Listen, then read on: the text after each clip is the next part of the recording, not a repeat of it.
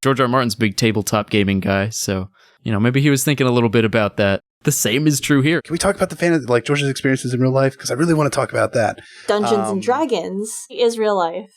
Oh, I'm sorry. Not a nerd. What? What? Welcome to Maester Monthly, where Jeff is the only cool one with a weekly reread podcast.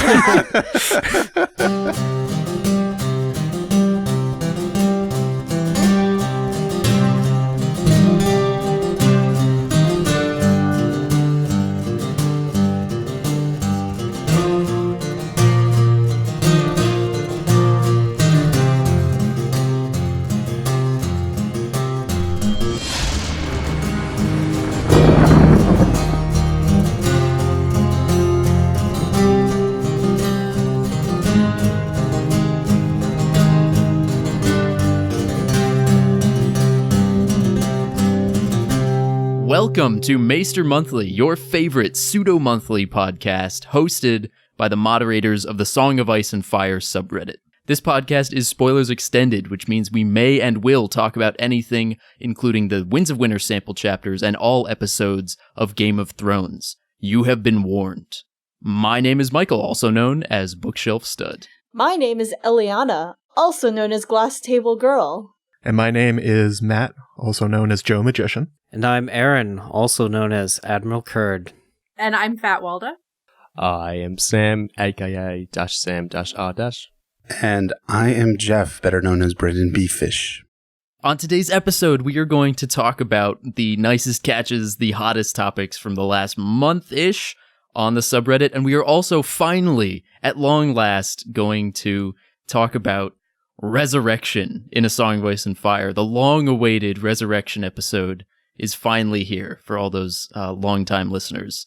Long time coming. Were people waiting for this? Someone on Twitter. Edon is always waiting for us for whatever reason. True. That's right, Eden. Yeah. So shout out to Aaron's #1 fan, yo. Oh, yeah. But no, I just want him to know that, we see you. And he's Iron Eid on Reddit. That's his username on Reddit. Oh, great. So if you ever see him on Reddit, that's who he is. Just like the Iron Captain. There you go. Ooh, who we will be getting to later today. But let's not get ahead of ourselves here.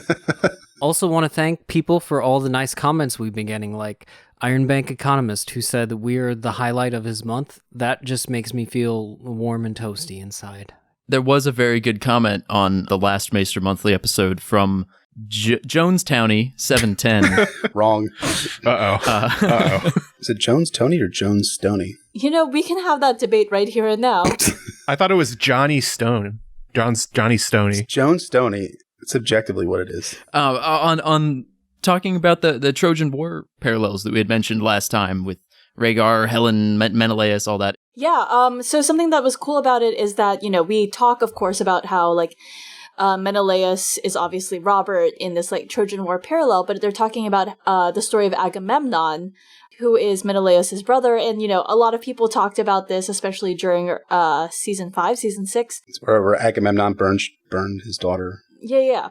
So, there's obviously a lot of parallels, of course, there with Stannis and Shireen. And they're doing a great job of pointing that out. And then Mithras Stoneborn comes in also with some other parallels of Stannis' Cepheus, right? I believe that, Greek people pronounce the C always as a hard C. It's always hard, yeah. So it'd be like... Caiaphas. Oh, okay. All right. That's not how I would have pronounced that based on that spelling.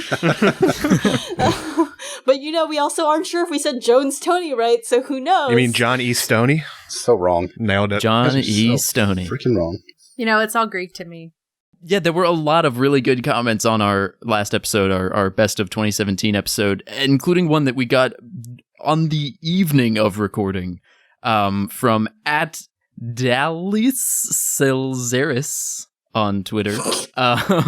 That's probably how it's pronounced. For sure. In which they said, listening to Maester Monthly best of 2017 episode at the gym and can't stop giggling during my Bulgarian squats.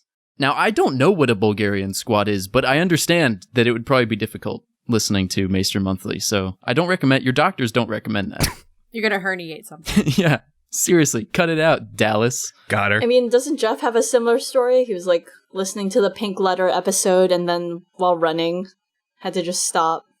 Yeah, I was on like a really long run because I work out, and I know, right? And so I was listening to Pink Letter, and I just was bursting out laughing. I practically fell when around my neighborhood listening to you guys because it was a hilarious episode. I mean, also it was a great episode too, just the amount of depth you all went into. I also just looked up what a Bulgarian squad is. It looks pretty intense. So. Wow. So to all our listeners out there, try a Bulgarian squat while you're listening. That's the Maester Monthly Challenge for this month. That's a new feature that I just thought of. Is the Maester Monthly Challenge. Oh man. Yeah. So now before we get into our subreddit highlights and our big resurrection discussion, there was some recent development, which isn't usual for a podcast about A Song of Ice and Fire. We don't often have current events to talk about. But Sons of the Dragon. I wanted to ask you guys, what was up, in your opinion, with George R. R. Martin, that is, the author of A Song of Ice and Fire. We're on a first name basis. Yeah, George. Georgie. George. His recent Not a Blog post, entitled simply Yowza, featuring, for those who didn't see it, several different pictures, stock photos of hands holding up numbers in sequence, as well as some cryptic phrases, including "the dragon has 3 heads" and "plunk that magic twanger," which is a GRRM favorite. And of course, his icon was Froggy for this post, which is always a good sign. So yeah, that's our question for today. What was up with that? So you have to go back actually farther than just that blog post, because there was one about a month ago from a recording at the end of March, in which he says that I'm going to be giving up blogging for a little while. I'm going to have my minions do it so I can focus on all of these monkeys on my back. And he was kind of vague about the monkeys on his back. And monkeys on his back is this phrase that he's been using since he was been writing A Dance with Dragons. For instance, A Dance with Dragons, the book, was known as Kong, that being the big monkey on his back. And then The Winds of Winter is the son of Kong, which we haven't heard about too recently.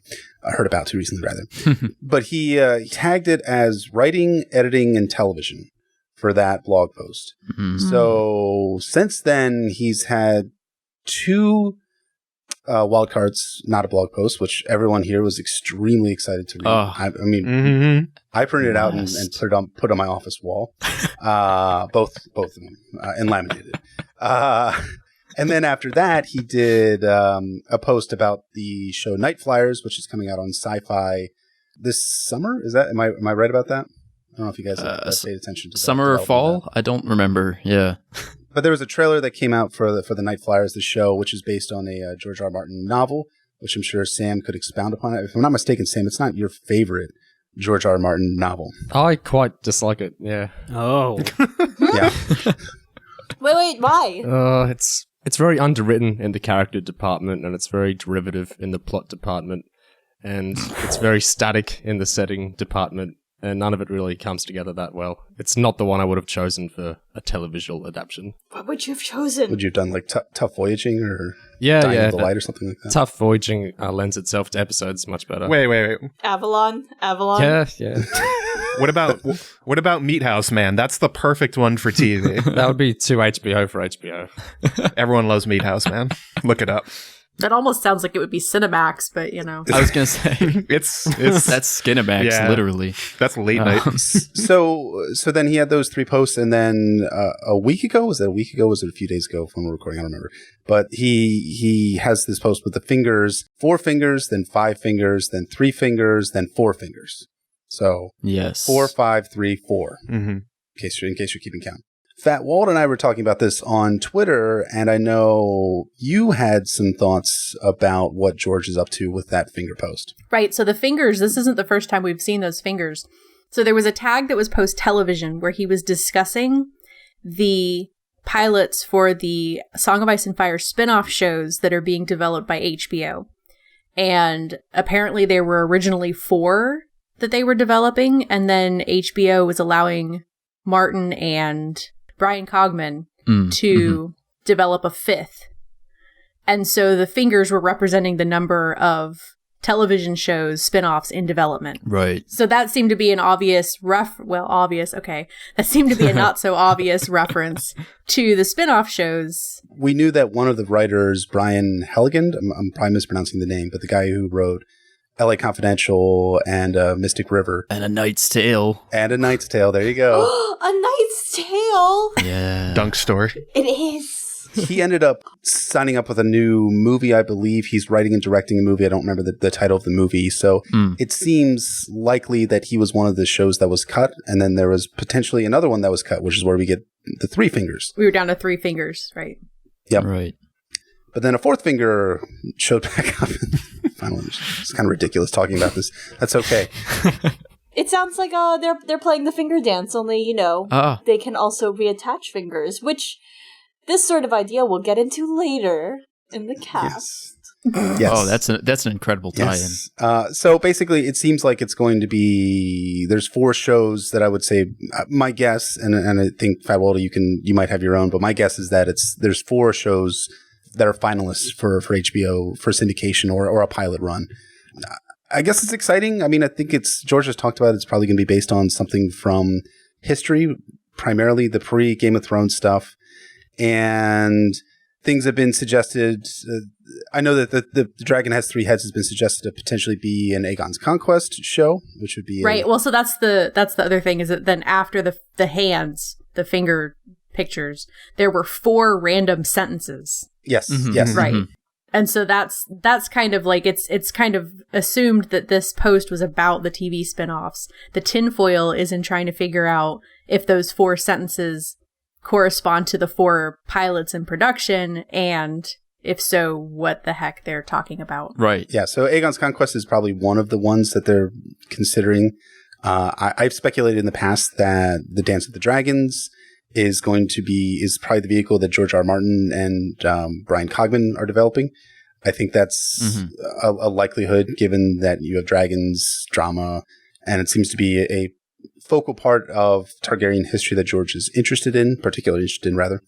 And, but yeah, I'm interested to see what are the other shows that might come into syndication. And, the thing that's also been brought up too is that it might not be just one show that makes it to some sort of television run. It could be multiple shows. I mean, the thing is, you can imagine, I think that Elio Garcia of Westeros.org speculated in his post that we could have multiple Game of Thrones successor shows airing at not the same time, but during the same year. So if you have the fall, Aegon's Conquest, the spring, Dance of the Dragons, the summer, whatever it's going to be, you can have 24/7 Game of Thrones for the rest of your lives, almost like Star Wars, almost. Perfect. But where is George? Yeah. The Lonely Mountain? And no one knows. And what's a magic twanger? Good question. That is a good question. Well... Oh, there's actually an answer? When a man loves someone else, oh boy, he takes his magic twang. Oh, well then. No. Yeah, it's a reference to I can't remember the show, but it's like a children's show or something, right? And there's Froggy, who is supposed to plunk his magic twanger. And I haven't read Armageddon Rag, but people have told me that in Armageddon Rag that line is referenced. Like that's like a catchphrase or something. Plunk your magic twangers. It's a kid's show. It's a kid's show from the early 50s. You'd better use that magic twanger and become visible. Plunk your magic twanger, Froggy. Hiya, kid. Hiya. Froggy, you be good now. My initial thought on these was that, or one of my initial thoughts was that it could be like a Marvel type situation, which I think is something Aaron and I talked about. We all kind of talked about it. Yeah. So I don't want to take credit for that idea because we all talked about it, but it's probably crap anyway. I just yeah. I mean, it's a good thought. I've changed my mind now, but like there would be 3 shows that are all sort of separate characters, and then one that brings them together, like Marvel's Defenders. But I'm leaning against that now because I've got my own sort of tinfoil about what all the 4 sentences mean. Do you think each one means a different thing? I didn't at first, and now I do. Now I think each one is a different show. Yeah. So it's one for all and all for one is one of them. So it could be like a knight errant, 3 musketeers thing. Mm-hmm. The next one is the dragon has 3 heads. So Dance the Dragons, maybe. The next one is Plunk Your Magic Twangers, which I think could be a great like buddy show about a bard in Westeros. The Blue Bard? Yeah. I still say dope. it's Rhaegar's magic twanger. Probably. Oh my god. Rhaegar He's is the twanging froggy. hard. He's twanked. Or no, Look, Twanked? women would cry. Twang. Women would Yeah, cry. his magic twanger made women cry. He Mount Lyanna's icy heart. It was amazing. But not John Con, because he was too much of a man to be weeping at when Rhaegar was playing. Incorrect. that's right. Yeah, all he did was dedicate his entire life to him after. And then the last quote was, "If I told you that I'd have to kill you," which I didn't realize was originally from Sherlock Holmes. It's not some kind of 60s spy thing. I went right. through these, and I thought the first one was the first Blackfire Rebellion. I thought that was Bittersteel, Daeron, and Daemon, or Bloodraven, any one of those three. There had to be three main characters there. I thought the second one was Aegon's conquest. Third one was Rhaegar. I actually thought the fourth one might have been maybe just like a Bloodraven solo thing. Just being like a secret agent kind of thing. It's interesting to me in that you would think, because George has such tight control over his canon, he said he doesn't want to do a Robert's Rebellion show. He's also said he doesn't want to do a Dunk and Egg show. I can see it being a first Blackfire Rebellion show because Dunk and Egg aren't in that. I think that would be cool. In fact, that was my idea of when we were doing that competition, I guess almost a year ago now, about what shows that should be done. I think a Blackfire show would be great. I am curious, though, whether that would come into syndication or because of it being so closely related to Dunk and Egg, especially with the Sworn Sword and the Mystery Knight having integral parts that help encompass the canon of what the first Blackfire and the second Blackfire Rebellions were about. But I'm open to anything. I do think Aegon's Conquest and the Dance of the Dragons are two very probable vehicles that they're being developed in some capacity. Besides that, I know that George has talked about in the past about something like a murder mystery set in the Free Cities as a show that he might want to do. That'd be a good idea. That might be the Sherlock Holmes one. Although, again, he made some sort of comment like 6 or 7 months ago where he says that's not one of the shows that's being considered. So that's the idea's out of the way. He's also talked about like an Aegon the Fourth specific show. Oh, that'd be good. Yeah, which would be interesting too. He didn't deny that one was a possibility, but again, it does have to work with the canon development of Game of Thrones and with the Song of Ice and Fire. True. There's no. I think the Blackfires might have been referenced in the not behind the episodes, but the histories that they do, the stuff that Brian Cogman does. But it's not. It hasn't been featured or even mentioned in the main show, if I'm not mistaken. Correct? No, they mentioned the dance, but I don't think they mentioned the Blackfires ever. Specifically. Yeah. One thing I took away from this is the way, if these are actually descriptions for the shows, 2 of them are just sort of generic stories, like the Three Musketeers, and then something about Sherlock Holmes, which may be that in order to make these shows, they're trying to come up with a show idea first, and then asking GRRM to throw lore at it to see what fits to it already. That's a good possibility. We spent a lot of time thinking about the lore and the history of A Song of Ice and Fire, and a lot of the ideas that people have thrown out so far are histories, but this doesn't necessarily need to be in the past.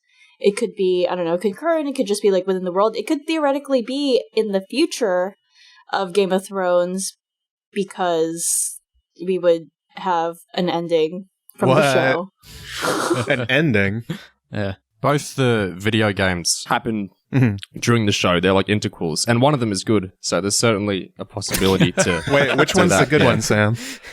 The Cyanide one has an excellent story. Okay. Yeah. Yes. The Telltale one doesn't. I was hoping you would say that one, yeah.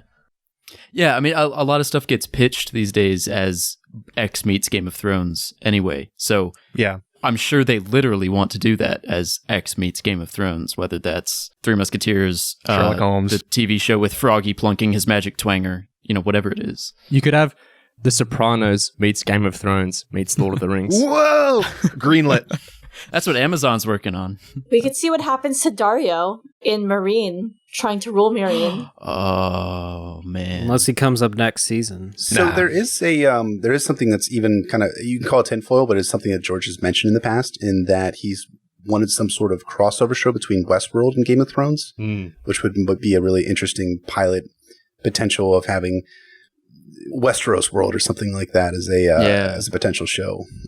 Season 4 or 5, whatever it would be for Westworld. And that would sort of line up with the timeline, because I think George has said that the first show probably wouldn't air until 2020 at the earliest. Mhm. So that would put us in, season 4 territory, perhaps, of Westworld, since season 2 is just about to air of Westworld? I feel like Westworld has an idea of what it wants to do and go. This is just like my personal opinion. Like, I think that Westeros World is an interesting idea. I just think it's not in line at all with the message and idea that the Nolans are trying to explore, right, Nolans? Yeah. It's Christopher Nolan and Lisa Joy, yeah. Yeah. When Nolan and Joy took a break from production to map out all the remaining seasons of the show, that was before the season had aired. So before George had talked to them about any of those ideas anyway. Interesting. It would also be hard to have a Westeros world because it seems like the story of Westworld is sort of like the robots are getting out. Is there really going to be a park in 3 seasons? That's a good point. It could be there as an Easter egg. Mm. Yeah. But that's not a show. That's just like a thing that, anyway. Easter egg, how topical.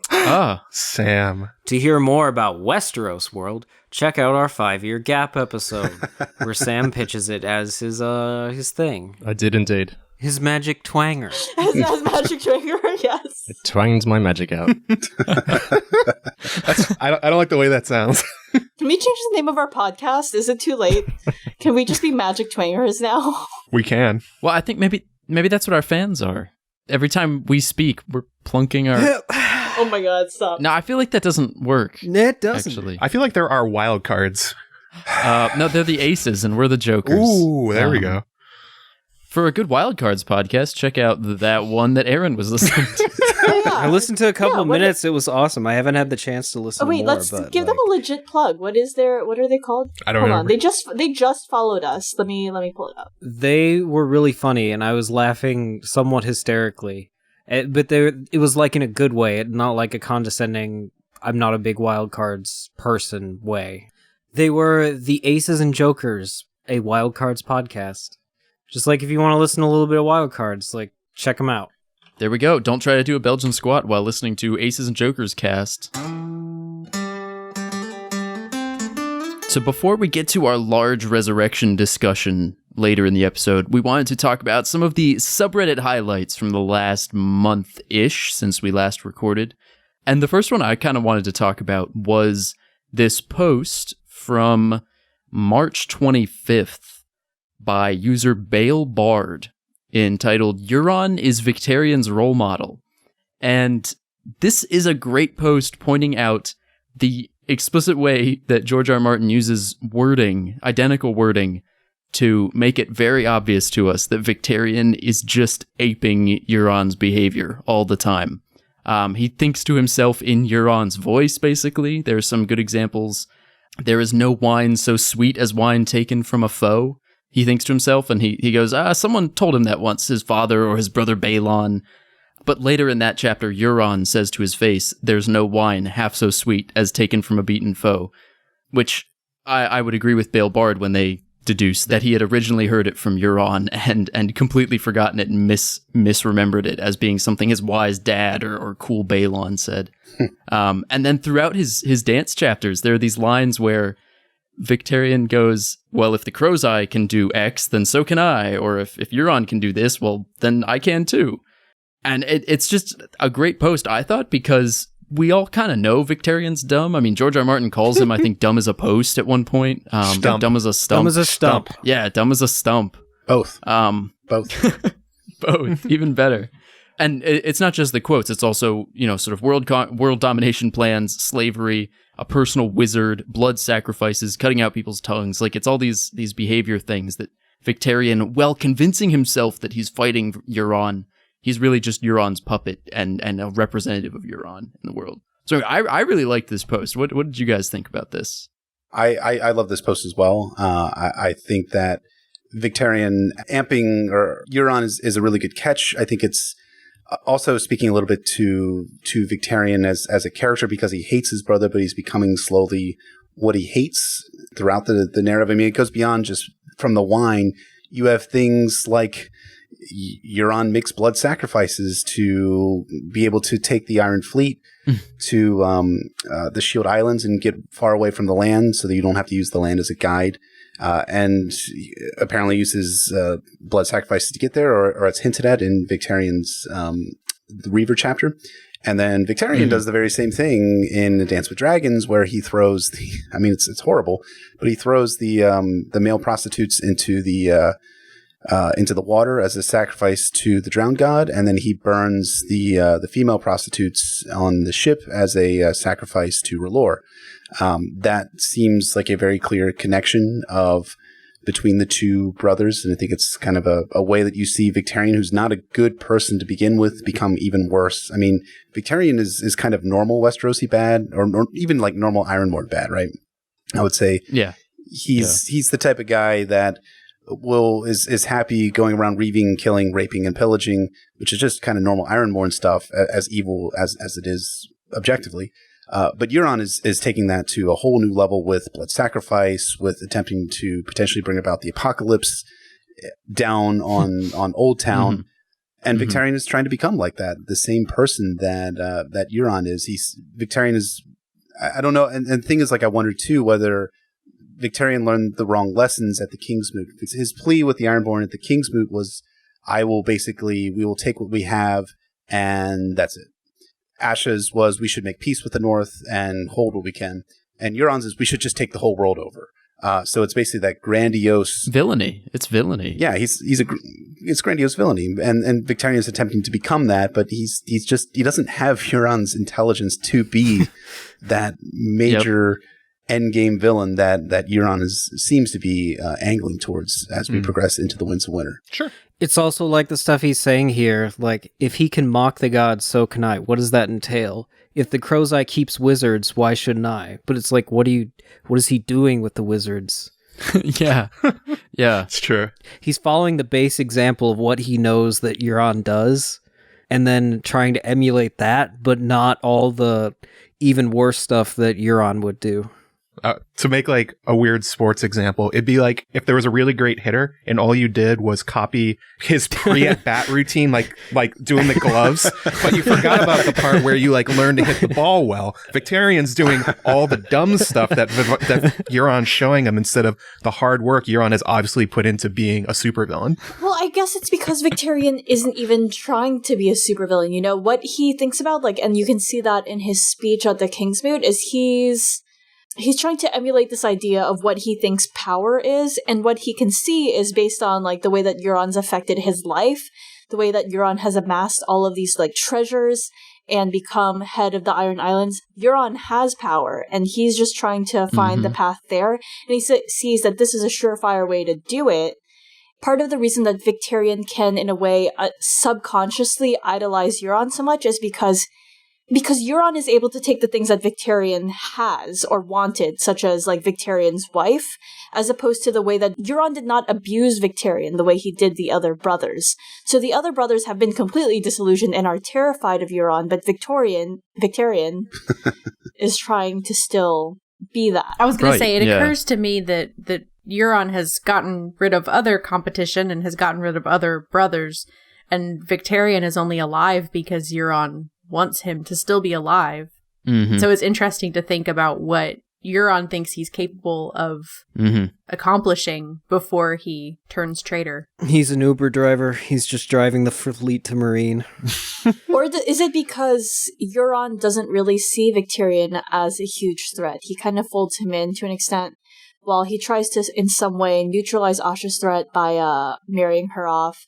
And then he chains up Aeron because, as we can see later on, like in Feast, the power of religion is, like, super compelling for those who carry whatever faith that is. That's why he chains up Aeron. So is it that Euron just doesn't see Victarion as a threat? See, my other question, too, where did the kids go so bad? Because Quellan Greyjoy, Baelon, Victarion, Euron's father, was a good dude. I mean, a good dude comparatively. For an Ironborn. For an Ironborn. You know, he freed all the thralls. He forbid most of the reaving on Westeros. They had to do all the reaving in Essos. So, I mean, he was basically your enlightened Ironborn guy.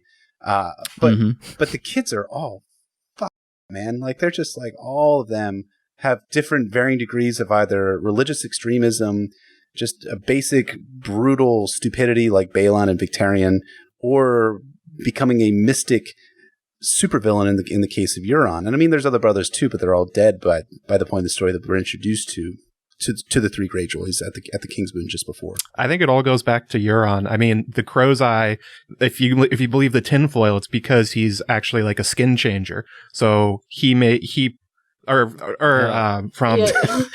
I mean, like, I agree, but like that's not where I thought we were going. Hang on. Let me try again.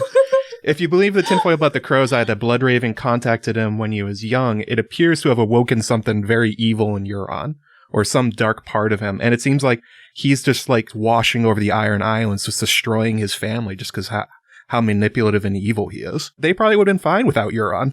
I mean, Victarion's such an idiot. He would have followed probably Quellen's example. He would have been like the best reformer the Iron Islands has ever seen because he doesn't think about anything. He just follows orders. Yeah. The way I see it is Euron messed up all the kids younger than him. Then Victarion is just like dumb.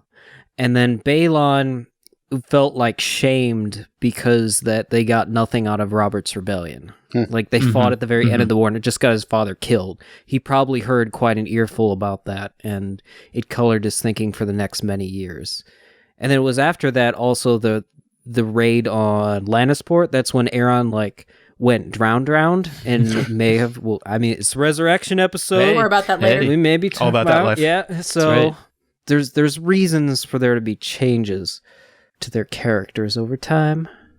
Yeah, I don't think we can divorce the idea that Aeron is so devout because of his experiences with Euron. Yeah, absolutely. And it's his way of coping with it.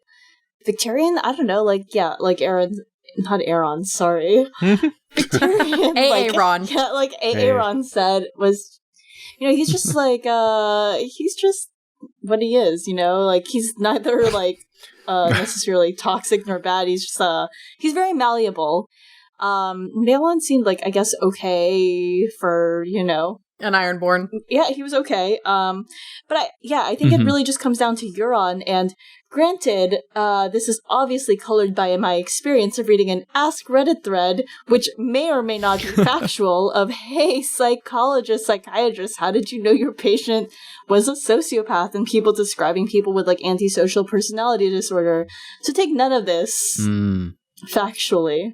Right, yeah. But I mean, like, Euron, regardless of whether he was tapped or not by a Bloodraven, I think that, this comes down to that question of nature versus nurture. Like, maybe it wasn't Quellon. Like, Totally. He might have just been a bad egg.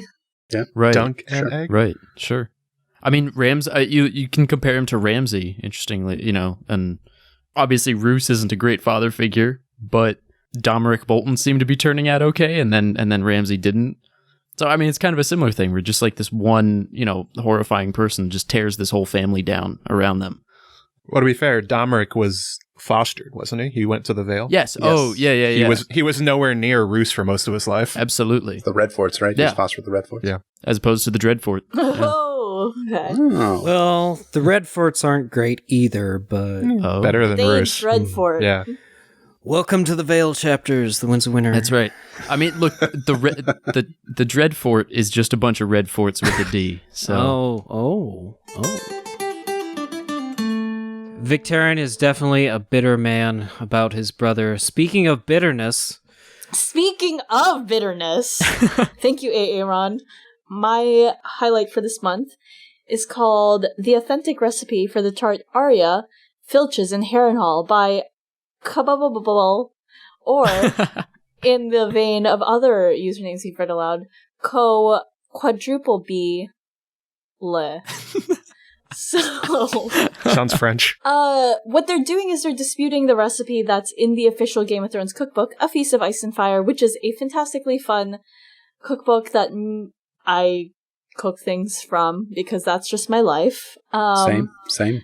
Yeah, there are some great things in there, and also some insight on like what cooking was like during the medieval era.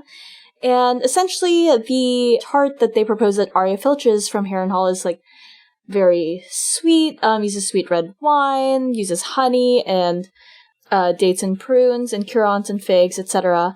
But this user, Kababababal, is saying that based on the information we actually have from the chapter where Arya's at Harrenhal, the ingredients in the tart must actually be easily acquirable by the people in Harrenhal, and so it's not actually an accurate depiction of what Arya might have filched.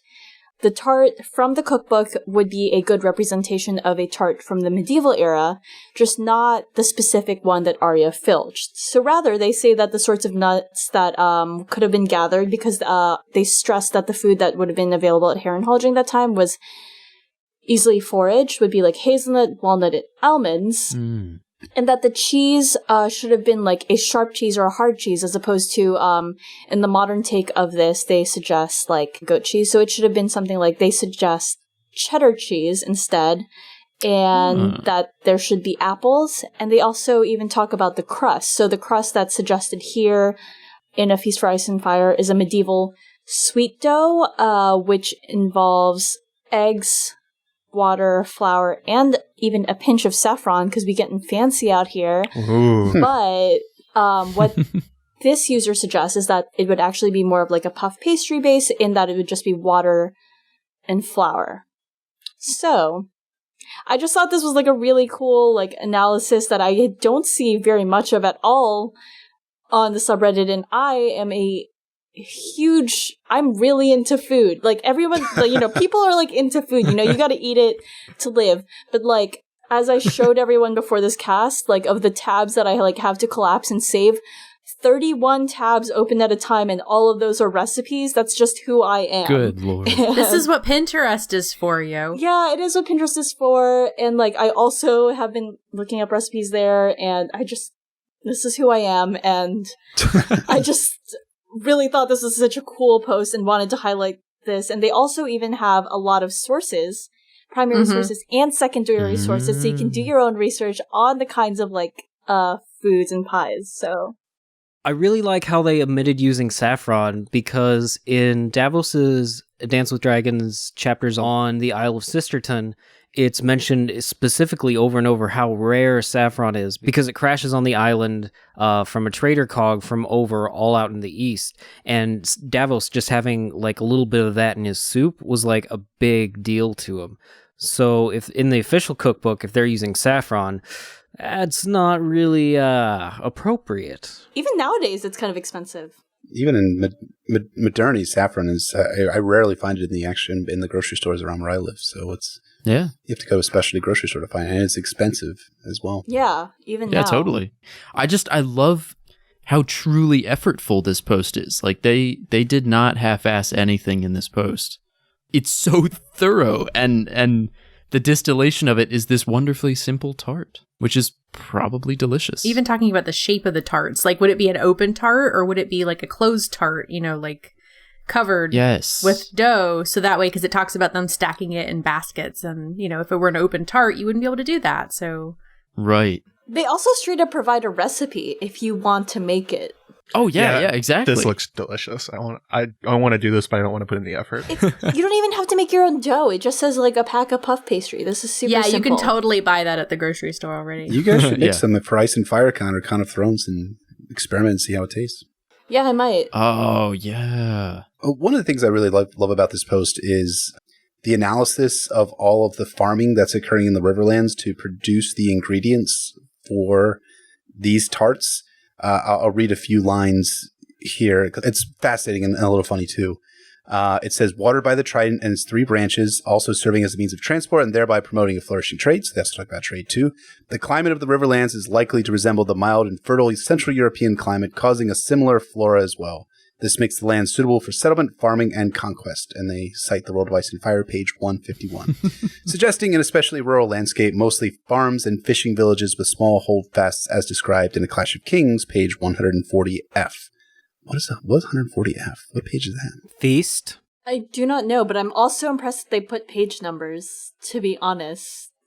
We usually just say chapter and... Do you think this was a school assignment? But what... School. Well, pages change between your medium of what, if you have paperback or hardback, or you have the digital copy, etc. Yeah, that's why you're supposed to say that in your primary source, what or the sources, that's what right. version I'm was. docking them maybe 5 percentage points on my grade because they didn't specify which edition it was. But other than that, honestly, solid B+ or A-, depending on your... Depending on how well the tart tastes. Yeah. That's right. If they had made you the tart, you'd be like, this is 110%. A+. Could you please CO quadruple B lead? Could you please fax us some tarts that we could try? Tarts for the heart. Just fax it to 1-800-Maester Monthly, and it'll get here. This is shockingly not the only post about pastries this week. Is that correct? I believe Fat Walda might have something to bring to the table. So nailed it. Oh, good one. Yeah. So there's a post here by Zionist _ entitled GRRM Confirmed Frey Pies Theory in 2012. And it's a very simple premise. There's the Frey Pie Theory that Wyman Manderly killed 3 Freys, Rhaegar, Simon, and Jared. They disappeared after, he absolved them of the guest right, gave them their gift, whatever, sent them on the way.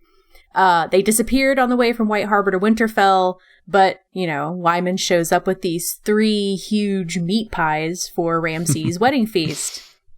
And they were delicious. The user points out that in a So Spake Martin from 2012, my man Georgie, he says that he likes subtlety and ambiguity. He likes leaving things that the readers need to figure out, that some of them find, some of them won't find, which, hey, makes me think that he really appreciates a community like ours, because we're here to, talk about our theories of the books and enlighten other people. Yes. And Martin says that, for example, the pies that Lord Manderly serves to the occupiers at Winterfell, that's not something that everybody gets in the books. Mm. So he doesn't even come right out and say it, but he's implying, hey, there's something up with the pies. Not everybody notices that when they read through A Dance with Dragons for the first time. Mm. The user then updated with the full quote because people were responding to the post. And in the full quote about subtlety, he's also talking about Loras and Renly's relationship. A lot of people also didn't pick up on that in the books. That makes it. I mean, it's true that he leaves a lot sort of up to implication that has been heavily confirmed in the show. I mean, even Frey Pies, not in the exact same way, obviously not with Manderly, but when Arya serves a pie and there's like an eyeball in it. Finger. Yeah, finger. It was a finger. All right. Which one of the spin-off shows do you think that finger was? I was thinking the same thing. We know that the Frey Pies were Freys, but the show, at that point, the Frey's storyline and Arya's storyline is so much different. Oh, yeah. I mean, obviously, it's not even Wyman Manderly making the pie, that I wouldn't use that in particular as a justification for asserting that those pies were human. Oh, yeah. No, not for evidence that it's in the books. No. Just things that he talks about in this quote, like Loras and Renly, that were very sub rosa in the books and are not in the show. I mean, it's not ambiguous that Arya is serving a human to the Freys, rather. Right. Just like it's not ambiguous that Loras and Renly are romantically involved. So the comments on this are interesting. There's a lot of jokes about Freys and pies. people discussing whether or not they found it to be obvious in the book that these pies were Freys. That these pies were lies. When the rat cook thing happened in the books and Wyman's like calling it for like the 5th time, I'm like, I don't know what's going on here, but this is weird. Play the rat cook. Yeah, why the rat cook? This is a terrible song. What's going on with Wyman? Why is he so drunk? And of course, he didn't he have like 3 slices? Yeah, and he personally was like serving the slices to people, like, here, make sure you eat up, man. And wash it down with Arbor Gold. And savor every bite. I know I shall. That quote reminds me of the Saturday Night Live sketch with Will Ferrell where he's doing Harry Carey. Do you know the sketch I'm talking about? And he's like, hey, if you were a hot dog and you were starving, would you eat yourself? I know I would. I'd slather myself in mustard. I'd be delicious. But the whole like savor it I shall, like that, like I imagine Will Ferrell as Wyman Manderly. As Harry Carey. I think D&D really missed on the casting here. They should have had Will Ferrell guest as, like, in a fat suit as Wyman Manderly. What I'm curious about after talking about that, did you guys get it the first time you read the books? Like, when did you realize the Frey Pies thing? Because I don't think I got it until I went on Reddit. Yeah, Reddit. It It took some other smart people figuring it out for me. Honestly, I don't remember because I jumped on Song of Ice and Fire so quickly after I finished the last book that I don't remember now what thoughts were mine and what thoughts were yours. Right. Yeah. Same. You know, if I had to like bet on it, I'd bet it like that it was from the subreddit that I got it. Mine was westeros.org, I think, because I was there first. Mm. No, not But the first yeah. there, but like... Yeah. So I'm curious, like, what, like, someone like Sam, who's been involved in the Song of Ice and Fire community for, I think, the longest of anyone on the podcast, whether he got it the first time he read A Dance with Dragons. Yeah, I picked it. Oh, Sam's just You like got way it? better than Oh us. boy. You actually got it. How much he was pushing the pies, yeah, made me think George wants me to pay attention to this. Right. That makes sense. I like one of the users on the post is like, I think at that point many readers had trained themselves to skim through the paragraphs about food. Yeah, that happens. What I think is exciting about this post, but particularly, is that George has not revealed a lot of answers to the mysteries, quote unquote, from the later books from Feast and Dance. Mhm. He has not explicitly confirmed that the gravedigger is Sandor Clegane, for instance, even though everyone and their mother knows that Sandy is out there as on the Quiet Isle. Getting this, even though it's, I mean, I think from some of the theory polls I've seen, it's 90 to 95% of people believe that this theory is true. Getting George to come out and say, yeah, there's a subtlety there that perhaps the show will make more explicit. It's cool and exciting, especially in the dearth of new material in the form in book form. That book form being the Winds of Winter. It is kind of cool to get that, and it's cool that people are looking back at stuff from 6 years ago, right? Because this was at what was it? EasterCon, I believe, is where this was said. Yeah, EasterCon, yeah. 2012 was when George said it. So 6 years ago from when we're recording. And so it's cool. It's cool that people are still delving into things and finding new little nuggets of information of things that George has said in the past. So yeah, it's great. I think the So Spake Martin is definitely an underutilized resource. We go back and forth on the sub debating about whether something is true or not. And in a lot of cases, George has already explained it to us. Yeah. True. The So Spake Martin thing that I find so interesting with discussions that have been happening over the last few days, especially about the World of Ice and Fire app, is sort of gauging what George considers a big mystery or what he considers a small one. Yeah. And things like this, the fact that he's confirming it, he expects, even though he's saying it's subtlety, he doesn't consider it that big of a thing. And he's just like, yeah, I can say this out loud. It's not going to ruin the story. The things in the app that we were talking about, like it's confirmed that Joffrey hired the Cat's Paw. It's confirmed that Rhaegar said Lyanna's name when he died. Mm-hmm. But these are things that in the fandom, people have debated for years. There's posts going back and forth, people getting banned left and right, arguing about it. And to George, these kind of things are just like, yeah, these are just kind of like minor details. If you pick them up, cool. If you don't, whatever. Well, and like for another example of that, when he confirmed what Brienne's last word was in Feast, that was sword. Yes. I mean, that seems like a fairly significant plot point, but he just sort of, he confirmed that at a con when someone guessed it right.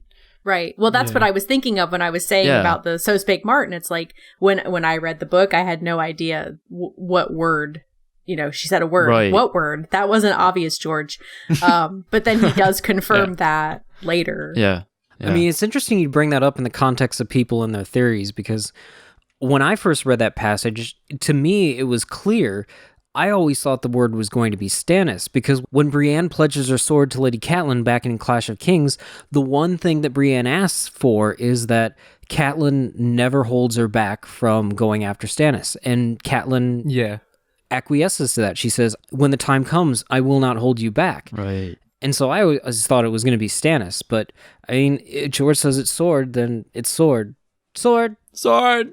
I mean, George did change Janos Slynt's hanging to a beheading based on a fan's recommendation. So maybe if somebody out there who's listening knows George. It's not just that I didn't know what word she said. It's that I thought that she died. Yeah, I also was like, And so when she showed up later talking to Jamie, I'm like, what? Yeah. I'm like, that's not her. That's not her. You got hanged. Be careful. How come nobody has written a theory about that? I don't know. There's a tinfoil out there that Brienne actually did die and was given the kiss of life by Catelyn to return in some fashion. But maybe it's a host version of Brienne. There you go. Westeros world comes back. That's the tie-in. So, speaking of other things that are baked, there is a great post about Quentyn Martell and how he is, a line from one of his chapters, is a microcosm for George's entire modus operandi of writing. And so this is by user Eagle_ear.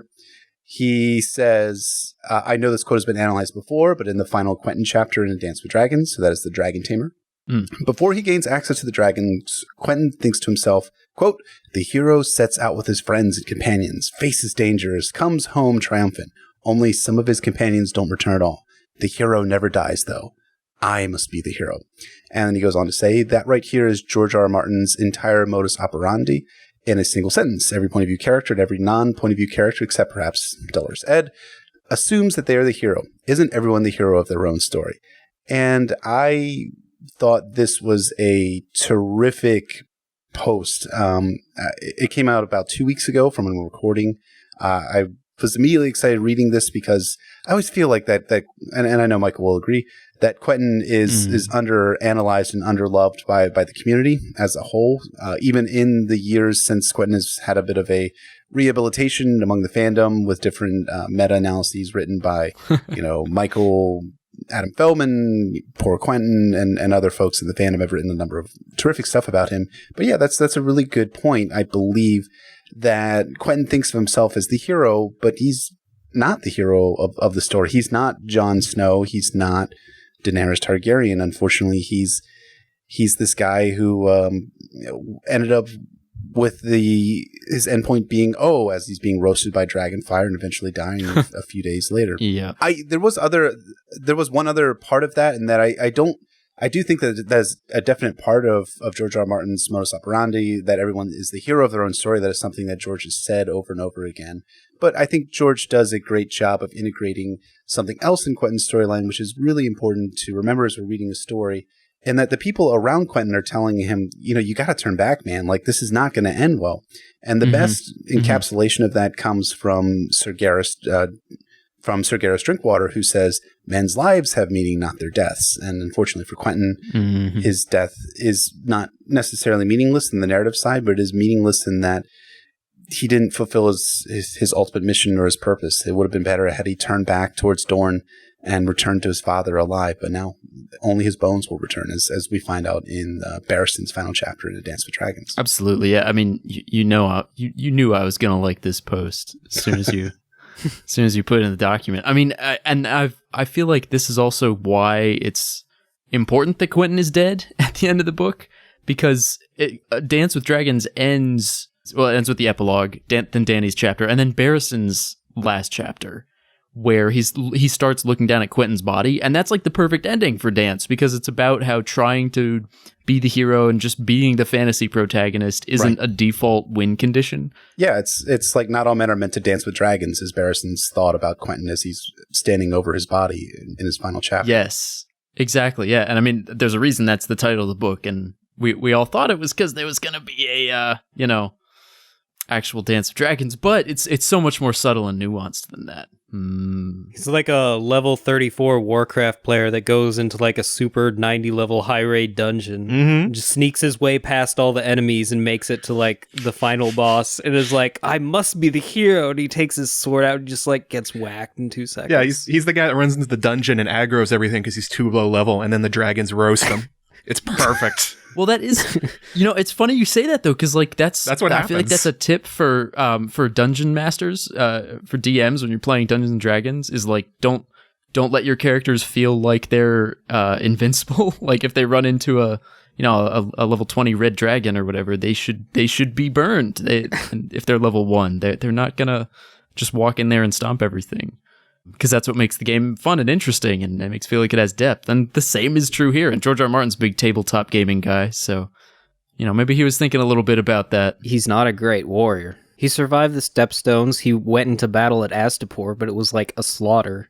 Yeah, quote unquote battle. Yeah, exactly. Yeah, he did not get much XP from that. I mean, the enemy put a corpse on a horse and followed it into battle as well. Like, he's not learning from the best examples here. How did nobody notice that there was just like a corpse flopping around, like Weekend at Bernie's style? Some of those nice and short posts are can be as impactful and meaningful as those super long ones. And I would encourage folks to go ahead and read that. And maybe if you have a poor opinion of Quentyn Martell's storyline in A Dance with Dragons, maybe take the post in mind when you do your next reread through the books and read Quentyn's. He only has 4 chapters in the entire book.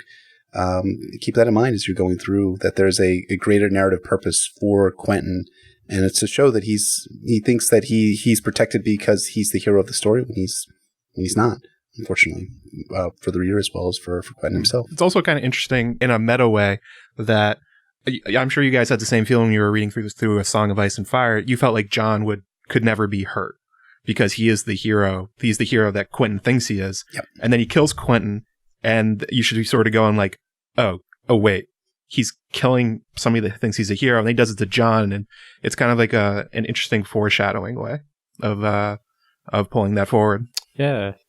What's fascinating is that the chapters take place back to back. So the Dragon Tamer occurs, and then Jon's final chapter in A Dance of Dragons is right after that. So you have the foreshadowing, and then you have, boom, the actual hero. Hits you right there. The last hero of the story is dead now as well. That the people are not protected, even though that Jon is. And then actually, Quentyn was trying to court Daenerys, and many people think that Jon and Daenerys will end up together. So he's like a poor man's Jon in a way.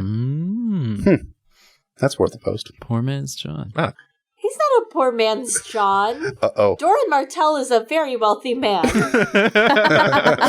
Is he, though? I think he's arguably wealthier than Jon, yeah. He's rich in blood oranges. They keep falling off his trees. He doesn't know how to actually farm a god-dang blood orange. Maybe he's just so wealthy you can just watch him fall to the ground, like cash off a beanstalk. It's like making it rain. Yeah, that's what I'd say. Is he like just like throwing out dollar bills? Y'all? He's got like a fistful of blood oranges that he just throws off his chair. Arya, get me more oranges. Speaking of blood... Got it. There's that's a good one. A very nice post that I liked from user Roosta, and it's titled, "Why is Bloodraven never talked about as Lord Commander?" I'm just going to read it quickly because it's pretty short. They said, "The only instance I can find, no recruit had arrived at the wall with so much pomp since Nymeria sent the watch 6 kings in golden fetters. Egg emptied out the dungeons too, so I would not need to say my vows alone. My honor guard, he called them. One was no less a man than Brynden Rivers. Later, he was chosen Lord Commander." Rooster goes on to say, "One would think the king's bastard son and a freaking wizard becoming Lord Commander would be a more noteworthy piece of Night's Watch history. Why do we never hear about it?" There's a couple levels I really love this post on. The first one is just Bloodraven didn't come into existence until much later in the process. Like, the Three-Eyed Crow was a character, but George didn't conceive of the character of Brynden Rivers for a while. So that kind of explains why he wasn't mentioned until later. But the really good part about this post is that George somehow, he found a way to make that absence work by having Bloodraven desert the Watch as a Lord Commander, which would have made him, infamous in the Watch, and probably someone they tried to forget, sort of like the Night's King kind of figure. I don't know. What do you guys think about this? My short answer is that we don't hear much about any of the other Lord Commanders at all. Like Corgil, what did he do? Yeah. And most of them are just reduced to numbers in like a book that's like mentioned later on. That's true. So. And that is something that Digital Catman brings up about the Blood Shadow Parrot, that Hand of the King is much more important than being the Lord Commander, and it would be weird if it was mentioned more often. Well, one reason that you think it would be brought up more is because Jon is facing a similar situation that Bloodraven would have when he became Lord Commander. Bloodraven sent tons of men to the Watch in the Blackfire rebellions, and then he shows up as Lord Commander. So in the same way that Jon has half the Watch hating him, Bloodraven probably did too. So you'd think whatever Bloodraven did would have been good advice for Jon from Aemon, knowing they served at the same time. And it's the key that it's the desertion, and that Bloodraven left Aemon behind, that George creates a plausible history for why this didn't happen, covering up the fact that he didn't make up this character for much longer into the story. Yeah, I wonder at what point he knew... did he always know that the Three-Eyed Crow was going to be a Lord Commander? You know what I mean? Like which elements of it were there before he really had Bloodraven solidified? You know, was it, okay, the Three-Eyed Crow is like a commander who... Did he know he was going to be a Targaryen? Yeah, right. Yes. So so Elio Garcia in a review of season 4, episode 6 or 7, the one where the Three-Eyed Raven in the show first appears, says that he was talking with George about this at one point, and he asked George if he always knew that the Three-Eyed Crow was going to be Bloodraven, and George allegedly, I would say it's allegedly 100% accurate. There's like Elio's quoting. This is like third-hand information. Shadow parrots at this point. What? So, George apparently told Elio that he always knew that the Three-Eyed Crow was connected to the Targaryens, but he didn't always know that it was Bloodraven. That's really the only thing that we know about the quote-unquote origin story on the meta side for Bloodraven. But it's something I'm really actually excited to find more about. Hopefully in Bran's early Winds of Winter chapters, hopefully we'll have like Bloodraven talking about his time as Lord Commander and talking about why he deserted. Was he discovered? Did he know the others were coming back to life, and that's why he ended up meeting up with the Children of the Forest, or the Children of the Forest meet up with him and be like, "Hey, bro, like listen up. Like it's about to get real here in Westeros. We need you to come become a tree. You cool with that? Okay, let's roll." No, you can't tell your friends. You know? Yeah, right. Right. Don't leave a note. He also probably didn't even have any friends, you know? No. He had the Raven's teeth. He had tons of friends. True. It does seem like a really interesting part of the Night's Watch backstory, but like Aeron said, we don't get a lot of that, back in the days of so-and-so, things were... We don't even know the first name of the guy who preceded Lord Commander Mormont. He's just Lord Korgle. Qorgyle. You know, that's a guy who knew Mance Rayder, who was connected to Benjen Stark and Jeor Mormont, you know, had all these really important connections.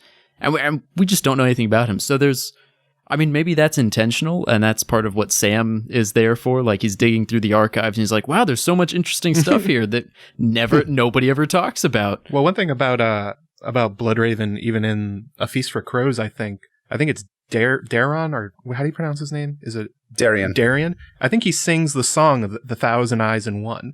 So Bloodraven is still, stories about him are still in public consciousness. And when he was alive, he was more infamous than basically anybody, kind of like a magical Tywin. Everybody knew him. Mm-hmm. It's unusual that a celebrity like him went to the wall, at least in recent times, because as we know from the Shield Hall, it's distinguished knights and lords don't really go to the Watch anymore. It's basically just a penal colony, even when Bloodraven went.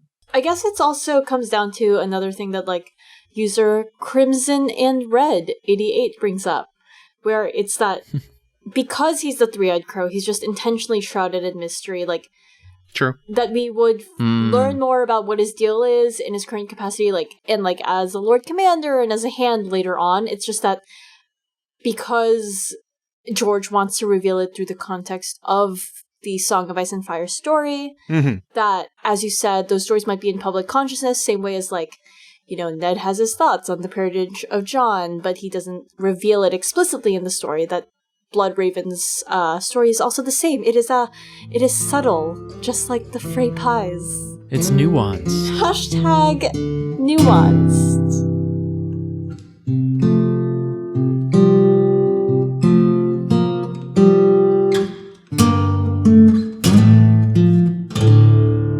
Resurrection is a huge topic in A Song of Ice and Fire. This is going to be a massive discussion with a lot of different viewpoints and a lot of ways to attack the topic. We decided that we're going to sort of break it down into 7 different sections. First, we're going to talk about some of the influences on how George R. R. Martin writes about resurrection. And then we're going to talk about the 6 different forms of resurrection that were shown in the text. Those being the Faith of the Seven, the Dark Arts, Earth, Sea, Ice, and then, of course, Stoneheart and Jon and Beric in Fire. Now, we thought, what better way to really tackle resurrection than by resurrecting long-absent podcast guest Sam R. Well, you hear him every single time because he does the music for for Maester Monthly. His heart is there. His heart will go on. Most people don't realize that's him beatboxing. That's not an instrument. Oh, that's right. That's actually what Sam's natural singing voice sounds like. His soul has been with us, and now his soul is reunited with his voice, and presumably his body as well. So, Sam, can you talk a little bit about resurrection in ASOIAF? Because you know a lot about fantasy. Okay.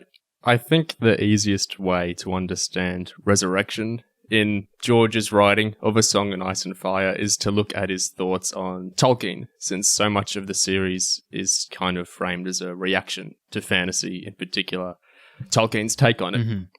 So there's a Time magazine interview when George says, "I'm going to seem like I'm criticizing him, Tolkien, which I guess I am. It's always bothered me that Gandalf comes back from the dead. The Red Wedding for me in Lord of the Rings is the Mines of Moria, and when Gandalf falls, it's a devastating moment." And he goes on to say, "Oh God, what are they going to do without Gandalf? Now it's just the hobbits." A huge emotional investment. It was a huge moment. And then in the next book, he shows up again, as they were separated in volumes, and it was 6 months for him between the American publications of the books, which seemed like a million years to him. So he thought Gandalf was dead all that time, and then Gandalf was back, and he was Gandalf the White. And George says, and he's more or less the same as always, except he's more powerful. It always felt a little bit like a cheat to me. As I got older and considered it more, it seemed to me that death doesn't make you more powerful. That's in some ways me talking to Tolkien in the dialogue, saying, yeah, if someone comes back from being dead, especially if they suffer a violent traumatic death, they're not going to come back nice as ever. So that's George talking about Tolkien and the resurrection of Gandalf. Do you think that's accurate, like an accurate reflection of who Gandalf is in the books, or rather than Lord of the Rings? And I have to admit, I've only read the books one time, and of course I've seen the movies several times. But I don't know. I've always been not weirded out by George's comment, but I've always been curious from those who've read more Tolkien what you all think about George's take on resurrection in Lord of the Rings and then in A Song of Ice and Fire.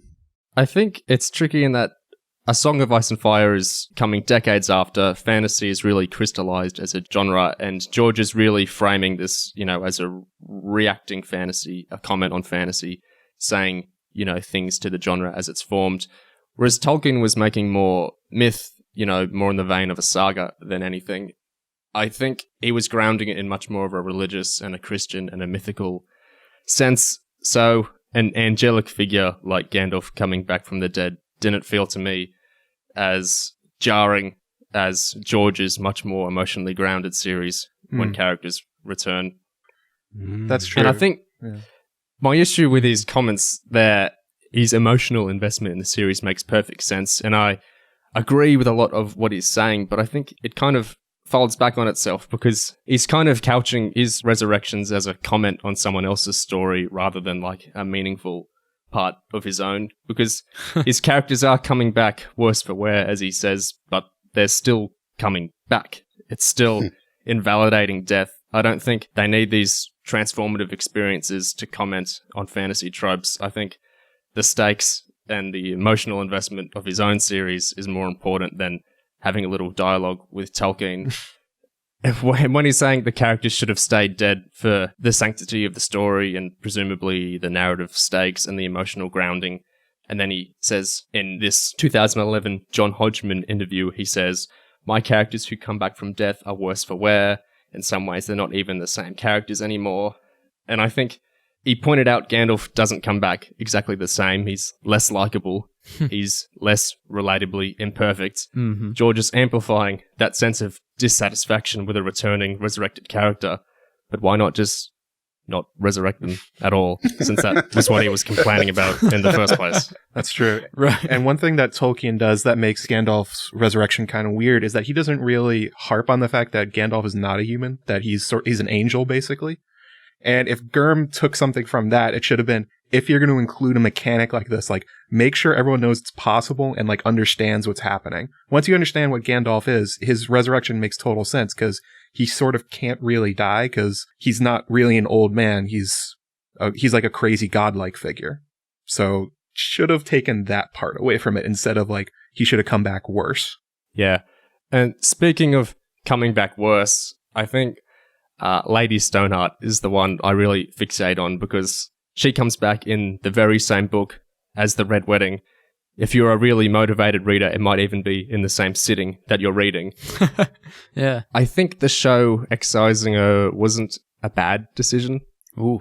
I can intellectually understand the point of view that her inclusion in the story has merits like breaking down characters coming back from resurrections, ideas about revenge.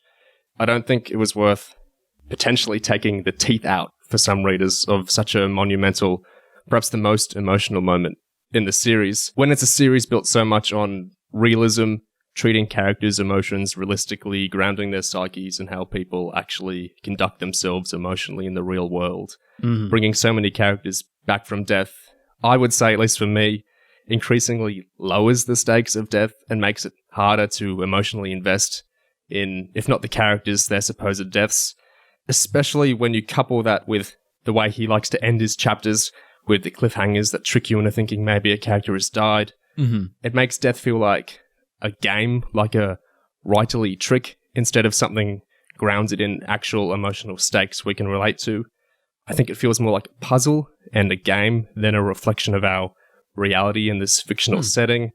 And I think this is absolutely a part of why you see some people so stringently push ideas like Quentyn not even being dead at all, because wittingly or no, right, George has been teaching audiences not to take death seriously, to approach death as like an intellectual exercise rather than an emotional reality. So, is this a opinion that you had when you first read about Stoneheart reappearing at the end of A Storm of Swords? Has it been something maybe that it took time to develop, that opinion about resurrection? Because I remember my first feeling about the Storm of Swords epilogue was that it was basically like, holy shit, this is amazing, this is awesome, this is great, and this is fantastic, and why... I still feel that way. I mean, I still feel that way too. Yeah, same, and she's still going to come back in the show. Oh, yeah, totally. Yeah, she's still going to come back in the show. Yeah. That's right. It's happening. I had a negative reaction initially, but I have a negative reaction to resurrections and prophecies in pretty much every fantasy series. I really dislike these tropes. Sure. Interesting. Sure. That makes sense. So George has this double setup, I feel like, in the books where he has Beric Dondarrion die and then be resurrected worse for wear. And he says in this same interview with Time, Beric Dondarrion was set up as foreshadowing. And that he's talking about Jon's resurrection in the show. And that Beric has scars, his memories are fading, he's less and less human, and in fact explicitly says his heart isn't beating, his blood isn't flowing in his veins, he's a white, but a white animated by fire instead of ice. Yeah. But what I was thinking about in the context of the show is that I felt like the show did a really good job of representing that. But then by cutting out Lady Stoneheart, which is reinforcing that again, and then by treating Jon's resurrection as just sort of, oh well, he's back again, that they really missed the point of what George was saying about resurrection having effects on people. I felt like the show really felt flat in terms of showing how Jon's resurrection impacted his characterization, his motivation, other people's reactions to him. How come nobody in the North cares that he either deserted his post as Lord Commander or that he's undead? These are questions that I have. I don't think it was really a coincidence or even like D&D narrative carelessness that the show brushes over Jon's resurrection so much to the point that it's hardly remarked upon, and most characters are even completely unaware of it, sometimes in really head-scratching ways. Because I think it's kind of a thematic dead end in the context of this story, which is so rooted in synthesizing grounded, relatable emotions and human behavior with a fantasy setting. I think there's a distinction between things like the White Walkers, the Others, and their whites, their zombies, which in the books draw kind of from ice elves and things, and in the show draw a lot from zombie fiction. We recognize these as genre tropes, not really connected to the human experience, but taking someone like Jon, who we actually know and relate to and project our emotions and everything onto, and then invalidating his death, it kind of tears out a connection, since unlike zombies, Jon dying is something viewers understand because we all have experienced someone dying. And instead of just adding to the fantasy lore of the setting, perhaps like zombies, it displaces our understanding of the cast of characters as realistic, emotional beings. So I think downplaying Jon's resurrection by making it the centerpiece of gags with Davos and getting on with having Jon act pretty much perfectly human again is certainly a cheap move, but it makes sense in keeping the character and the stakes somewhat relatable in the show. Except that for me, Jon wasn't that character. Kat was that character that I related to entirely. And Lady Stoneheart comes back and I'm like, this is wrong, but I want her to get her vengeance. So she's still relatable even though that she's twisted now. There's some subtle nuance there I feel like people could latch onto. Right. Do you think this is sort of endemic to any fantasy story then, where if a fantasy thing happens to someone, if they become a demigod or if they come back from the dead or whatever it might be, does that automatically remove a connection between the audience and this character, or do you think that a writer could do it well? I think death is really specific because people becoming demigods isn't something any of us experience, but death is something people have really intimate experiences with. So I think it can be much more jarring. Oh, yeah. Whether I'm not going to get offended by someone becoming a demigod because I'm not going to say, oh, my uncle. Yeah, speak for yourself. I almost wonder if, to an extent, this idea of like what roots it has in fantasy comes from actually George's own experiences playing different kind of D&D, Dungeons and Dragons, and the penalties like people would impose. Like obviously players will die, you know, but to an extent you don't want to like completely shaft your friends over like when they've built up a character, but there has to be a consequence for dying. And there are mechanics that are in place, like for you to potentially resurrect party members or like save them. But in exchange, they're like the DM could get to decide what the penalty is for resurrection. And I think that this is potentially like a popular thing within Dungeons and Dragons circles, and that might be, you know, George obviously draws a lot from that in his writing, in his stories, and perhaps that's why he holds that philosophy on resurrection. In the context of the show, you could even take the friends thing as being like the actors, like they didn't want to leave Kit stranded, or, you know... Yeah, the D&D thing is actually crossed over into video games in a very odd way. We were talking about World of Warcraft earlier.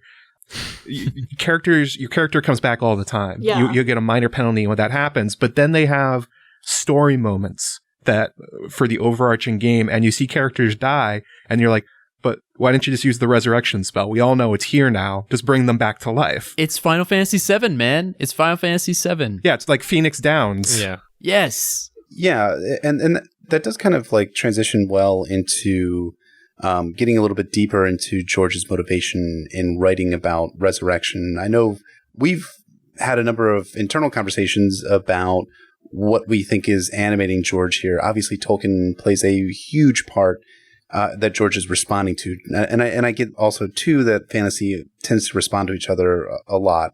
And that's for better or worse. But George's own experiences in his own life is something that I'm really kind of really interested in talking about. Can we talk about the fantasy, like George's experiences in real life? Because I really want to talk about that. But D&D is real life. Oh, I'm sorry. Not a nerd. What? What? Welcome to Maester Monthly, where Jeff is the only cool one with a weekly reread podcast. No, but anyways, George's own life experience is interesting in that right now, George has said he considers himself a strong agnostic, almost an atheist, if not a complete atheist at this point. But he was raised Roman Catholic, and he was raised hearing about things. And I remember him talking about this at Balticon, about being raised by nuns and being told that, you know, Jesus died and was resurrected.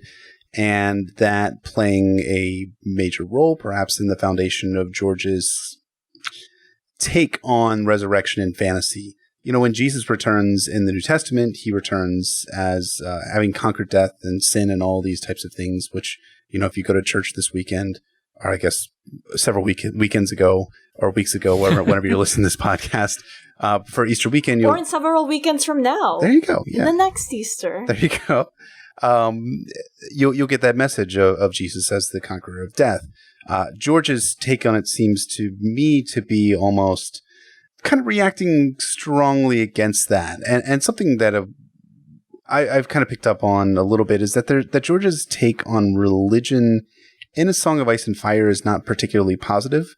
At least until we get to places like A Feast for Crows, where you have characters like Septon Maribold and the elder brother who are more sympathetic. Mm-hmm.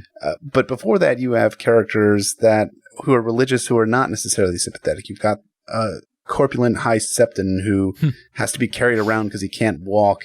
You've got the one Septon who's with the Bloody Mumbers who is participating in rapes of children and things like that in Storm of Swords. Yeah.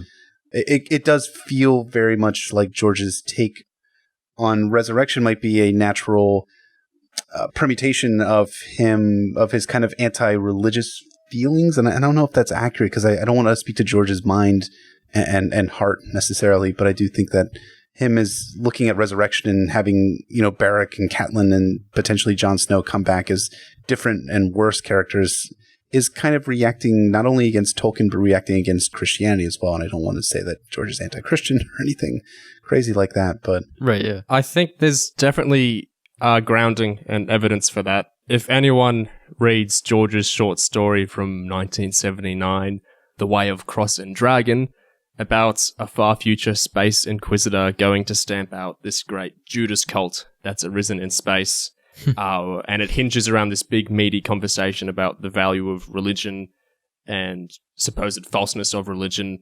I think it's George's most explicit take on his own feelings on religion, and it syncs up really well with Jeff's take there. I would say that has a lot of grounding in actual fact. In what ways does it sync up? In that it's a skeptical reaction against the Christianity that he was brought up with, I would say.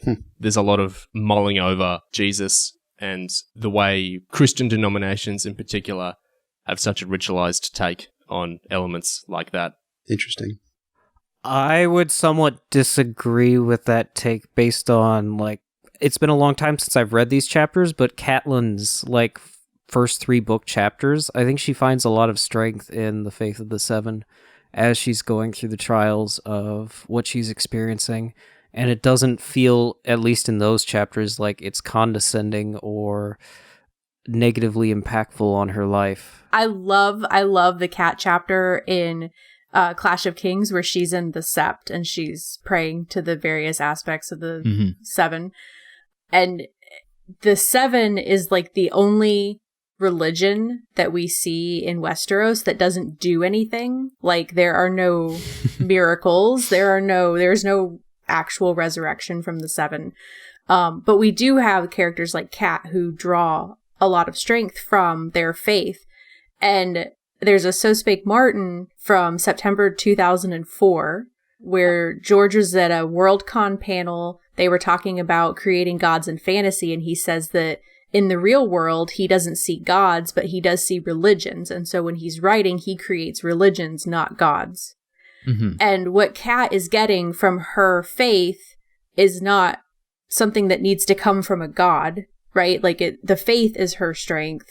She doesn't need the miracles. She doesn't need anything out of it. And so, again, it's coming from a grounded place. He's looking at how people interpret their world and interact with the holy as opposed to actually conceiving of actual gods who have a role in his stories. I would agree with that. And I would say that what I think is interesting is the split in the books between, and we'll talk more about sort of the concrete resurrection stuff a little bit later, but what you're talking about there with the faith and all that, people do, Cat, but also Davos in his first Storm chapter has a vision of the mother who comes to him. That's about as blatantly Marian as you can get. I mean, that's straight up a vision of the Virgin Mary, right? I mean, that's or Mother Mary, I guess. Our Lady of the Merlin King's Spears is what I'm saying. He's also said at a different con, I can't remember which one, I think it was when The World of Ice and Fire came out, he was doing press for that.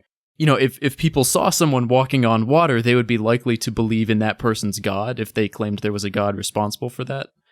And I think that's kind of what he gets into with the resurrection a little, is there are these unexplained, strange things that happen, like people coming back from the dead. And those have been incorporated into religions because how else would you explain the unexplainable in your world if not attributing it to a god? And so I think that's a really interesting relationship. The idea of characters being, and by characters I mean anyone in the world of Ice and Fire throughout the centuries of backstory, being presented with these inexplicable phenomena and going, well, I guess it's gods, and then sort of building something around that. But at the heart of it is this, I mean, you could call it a miracle. It's an inexplicable event or inexplicable thing that happens. Like magnets. How do they work, man? Just like magnets. No one knows how they work. Wait, I can explain magnets. Does that mean I can start a religion? In certain time periods, yes. Yeah. Whoa, you can't explain magnets. But, okay, well, I was just, like, wondering, like, in the context of Kat and the whole point about her being resurrected and what it means in the context of someone's faith, like, Kat, as we said, she's a very devout follower of the faith of the Seven, but then all of a sudden, you know, as you were saying about a miracle would convert someone, she is resurrected theoretically by the power of R'hllor. And, you know, same as, like, how Stannis supposedly sees miracles through Melisandre's works. You know, these are things that I guess would convert someone, and I feel like being brought back to life definitely changes your worldview on a lot of things. Some of which are your religion. True. Some of which are ideas of justice and vengeance. Fire and blood. Indeed, indubitably. There's an old story of his from Tough Voyaging, kind of like the Way of Cross and Dragon, called Colin Moses, where Tough, who in many ways resembles George in personality and the way he actually looks, goes to a planet where a guy is using technology to trick the inhabitants into thinking he's Moses. And then Tough shows up on his ark and pretends to be God to pull one over on that guy. And that sort of seems to be what's going on with a lot of his resurrection things, where it's people exploiting, well, maybe not technology is the wrong word because it's not, A Song of Ice and Fire isn't sci-fi, but it's exploiting things that are in the world and then claiming that it's a god or a myth or some sort of crazy thing in order to extract power from them.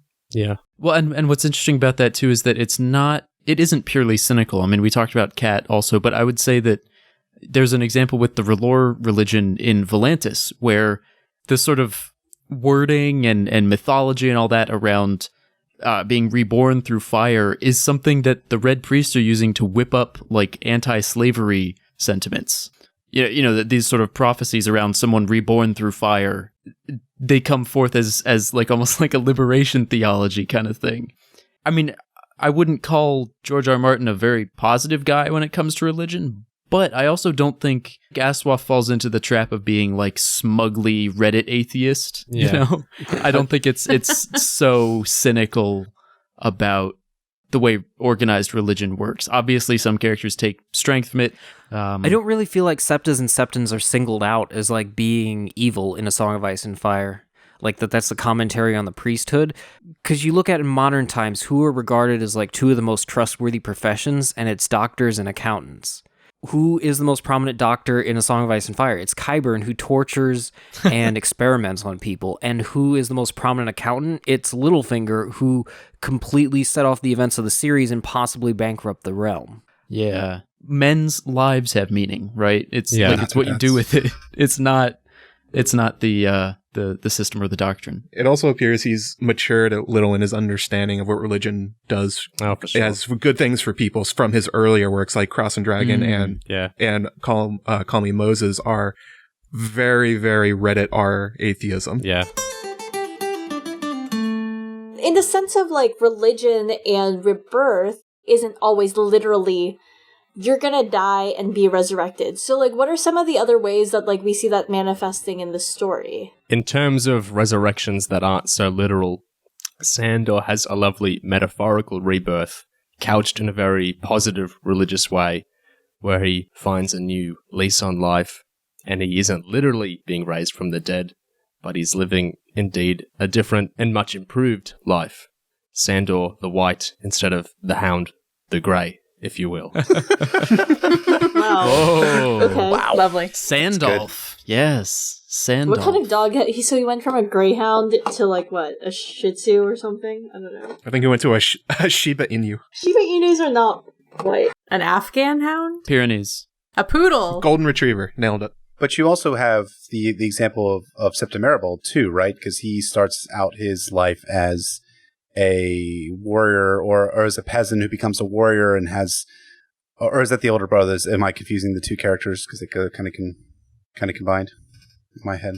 Is it Marable who starts out as the warrior who then ends up drunk and? I believe Septon Maribald, at one point in the books, he kind of goes into his backstory a little bit in this extended passage. What's his extended passage? And talks a little bit about how he was sort of a soldier at one point, and then there's a point at which he becomes sort of like a shattered dude. Yeah.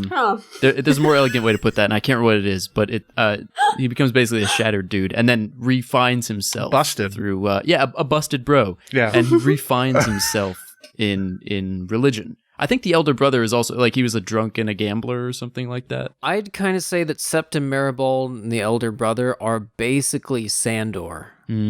Like, they're a projection of a possible future for Sandor far off into the future, but George can't really have him say this dialogue. Interesting. Even though the elder brother says that the hound is dead, he's probably still a bit by the sword, feeling a bit of resentment towards his brother, and still the ugly one who has a way with horses. But if you look at these three characters' backstories, they're all somewhat basically simpatico. That's worth a post. So, but other than these metaphorical rebirths, the Faith of the Seven isn't really giving us anything in the way of resurrection. No. Not literal, yeah. Although there's something interesting with Sandor where he's dead to the reader and then resurrected in the books. Yeah. And same with Davos. At the end of A Clash of Kings, Davos is, for all intents and purposes, dead. Sandor is dead at the end of A Storm of Swords. And while they aren't maybe literally reborn through the Faith of the Seven, the reader thinks they're dead, and then the Faith of the Seven brings them back in the next book. So there's something interesting happening on the meta level there. And also on a meta perspective about this, we're going to go into all the different kinds in a little bit, but the fake resurrection, the one that actually doesn't happen, is the most positive for the characters it happens to, which is kind of an interesting way of doing it. Well, as we've discussed a bit already, the faith is kind of a reflection of the Catholic Church in the medieval and modern, and somewhat the modern era as well, where there aren't miraculous miracles, which I think is George's kind of way of separating that church from the tropey versions of all of the rest of the religions in A Song of Ice and Fire. Like, it's the one that Sam was talking about that's grounded, that has this effect on our reality that characters can relate to. Yeah. Whereas the other ones get to do this magic and sort of like this tropey stuff. But getting into a little bit of magic here, moving exactly away from the faith, let's turn to the dark arts. So earlier, was it Matt mentioned that this is fantasy, not science fiction? Gregor is Frankenstein's monster. We think. So Qyburn is not practicing any religion that we know of. I mean, I guess he could be using voodoo or something. I mean, he gets kicked out of the Citadel for experimenting, right, with bodies and dead people and stuff.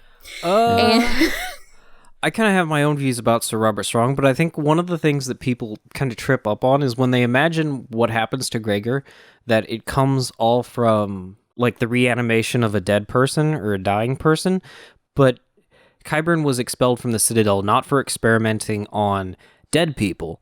He was kicked out for experimenting on the living. That's right. On the living. Because he's trying to figure out, the secret to life, right? He's like a Westerosi Dr. Kevorkian. So he's a bit more Joseph Mengele than Kevorkian. But he was also really creepy. So okay. Oh, well, yes. Anyway, so he's scientifically interested in death and life. And there's a clear parallel here between what Qyburn is doing and what Frankenstein does in Mary Shelley's novel, which I will point out is the first science fiction novel, because there had been fantastical novels of this sort before, but this is the first where the protagonist is purposefully pursuing a scientific means of doing these fantastic things. Mm-hmm. And so you've got Frankenstein's monster. He's huge. He's cobbled together from body parts.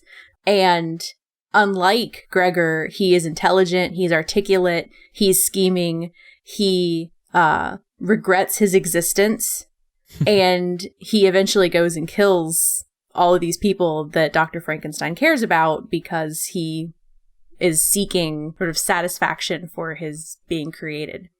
And I don't see that in Robert Strong. He's kind of silent and empty. Mm-hmm. Well, he only appears for a couple of chapters, so... Yeah. Like, he only appears at the very tail end of one. There's a lot, I think, to go for Sir Robert Strong. Unless they did a brain transplant, I don't see him being too much smarter, though. Oh, burn on Gregor. Yeah, whoa. My personal hot take is he's not actually Gregor, but... Ooh. That's a very hot take. Well, yeah. I mean... Looking at, I did look at the App of Ice and Fire, and it mentions that Sir Kevin believes that he is what is remaining of Sir Gregor Clegane. And I would believe in that, but I don't believe that he is Gregor Clegane. I don't believe that's at odds with what Walda is saying and what the idea, I guess, is of Sir Robert Strong, in essence. Yeah, like Frankenstein's monster is not a person who has been resurrected. He really is cobbled together. Right. And that is why he is this great hulking beast, because it's the only way that Dr. Frankenstein could fit the parts together. You know, he is an abomination. Yeah. It's interesting that Qyburn doesn't just say, oh, I was able to save Gregor's... never mind. They sent the head to Dorne. Forget that train of thought. They sent a head to Dorne. They sent a head. But, I mean, you know, he does give Robert Strong a separate identity from... Like, he's not just, oh, yes, look, I managed to save Gregor after all. He's a new person. And we know he's been, like, diddling with subjects down in his dark dungeon. And so... Interesting. You know, yeah, he's probably got a couple parts from the BaelBard or whoever else has been down there. Yeah, that's true. So interesting, aside from this, if we're thinking about resurrection as something that's coming out of experiments at the Citadel, then we have Drogo and Mirri Maester. And Drogo, is there consensus? He wasn't ever actually dead, right? He was just dying. I don't know. Some people believe different things. Some people believe that he had to be killed and then resurrected to try and fix him. Right. So it's either it's either a true resurrection or he is brought back from certain death. Yeah. Right. How do we know that Mirri was? She was a student of Marwyn. Yeah.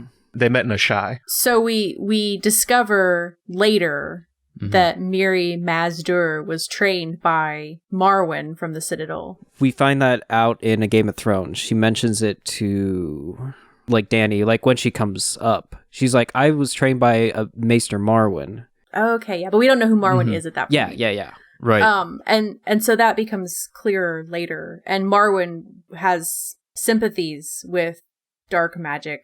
So maybe Qyburn was like a really desperate nerd, and Marwyn was like, "Yeah, okay, buddy, all right, fine. Your weird ideas, bros. We'll call them bros. Bros, yeah.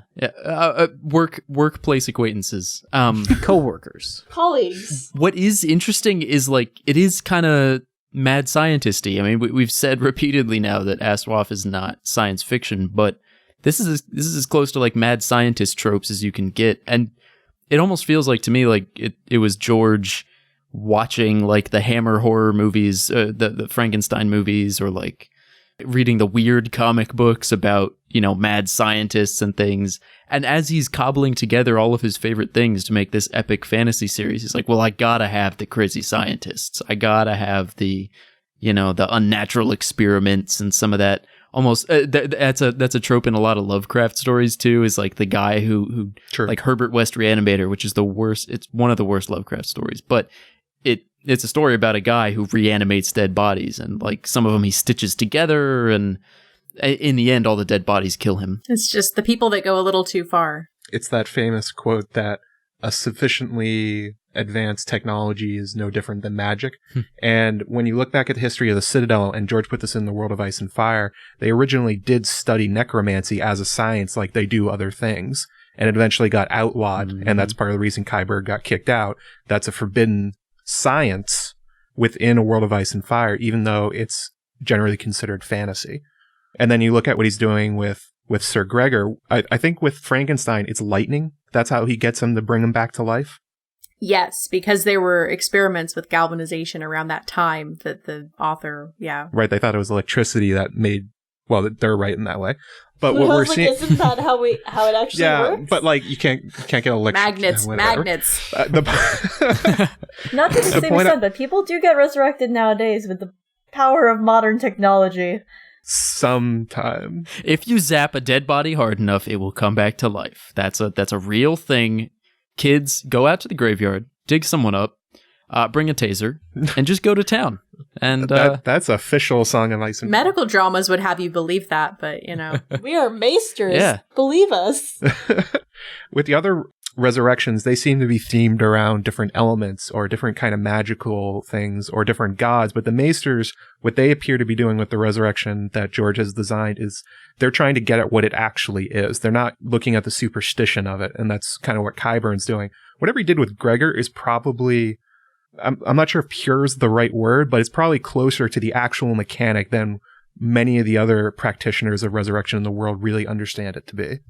I mean, there are parallels to Frankenstein. It's possible that they're not scientific at all, that they're just using some kind of dark magic from Asai, and it's blood related. Only death can pay for life.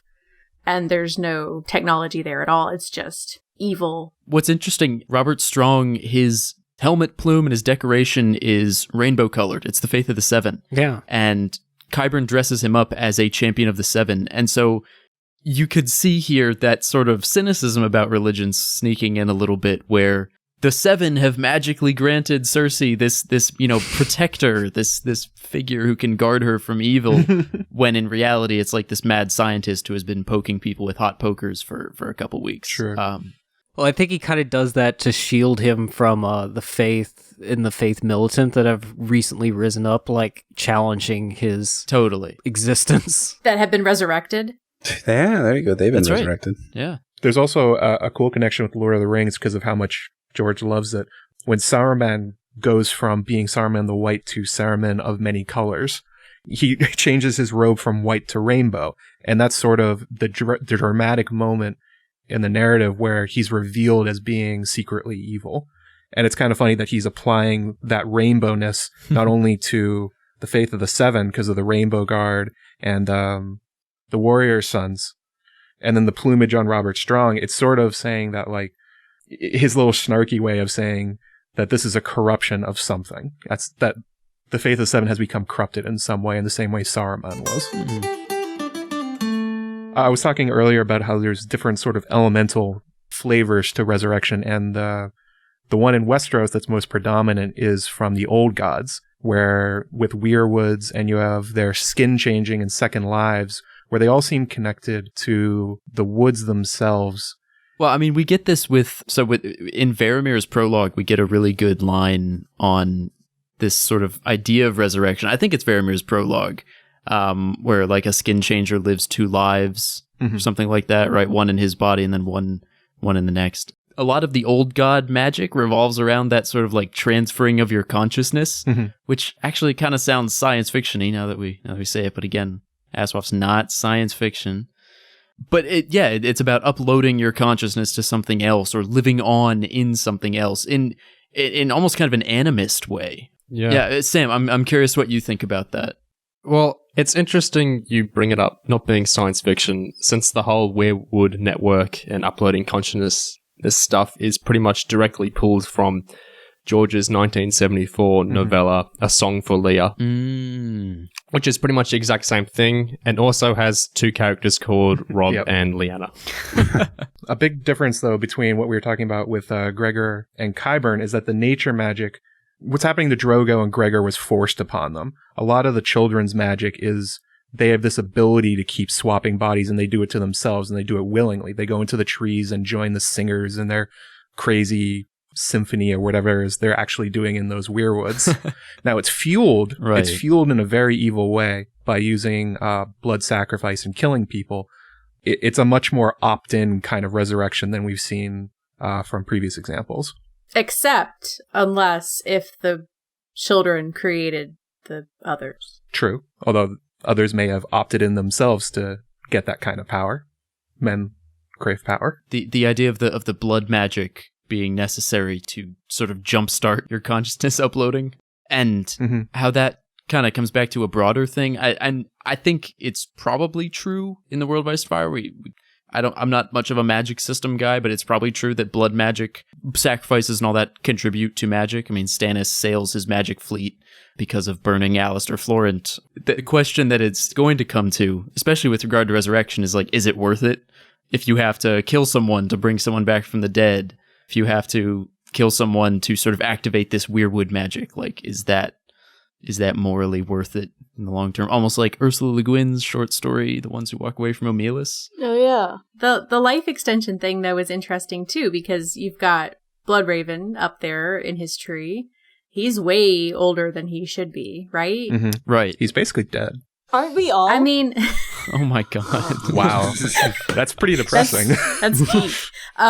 So there's not just resurrection here at play, but there's also the extension of life. But in the same way, they continue to need blood sacrifice to do it. There's actually, I got pointed out to me today in the World of Ice and Fire app, that when that guy's throat is being cut in front of the weirwood that Bran sees, in the app it's actually called watering the weirwood. So it's explicitly that is how they keep the weirwoods alive, and that's how people like Bloodraven are kept alive, and that's why Bran, when he tastes the blood, it's like it's nutritious to him, because it actually is a mechanic. Part of this complete breakfast.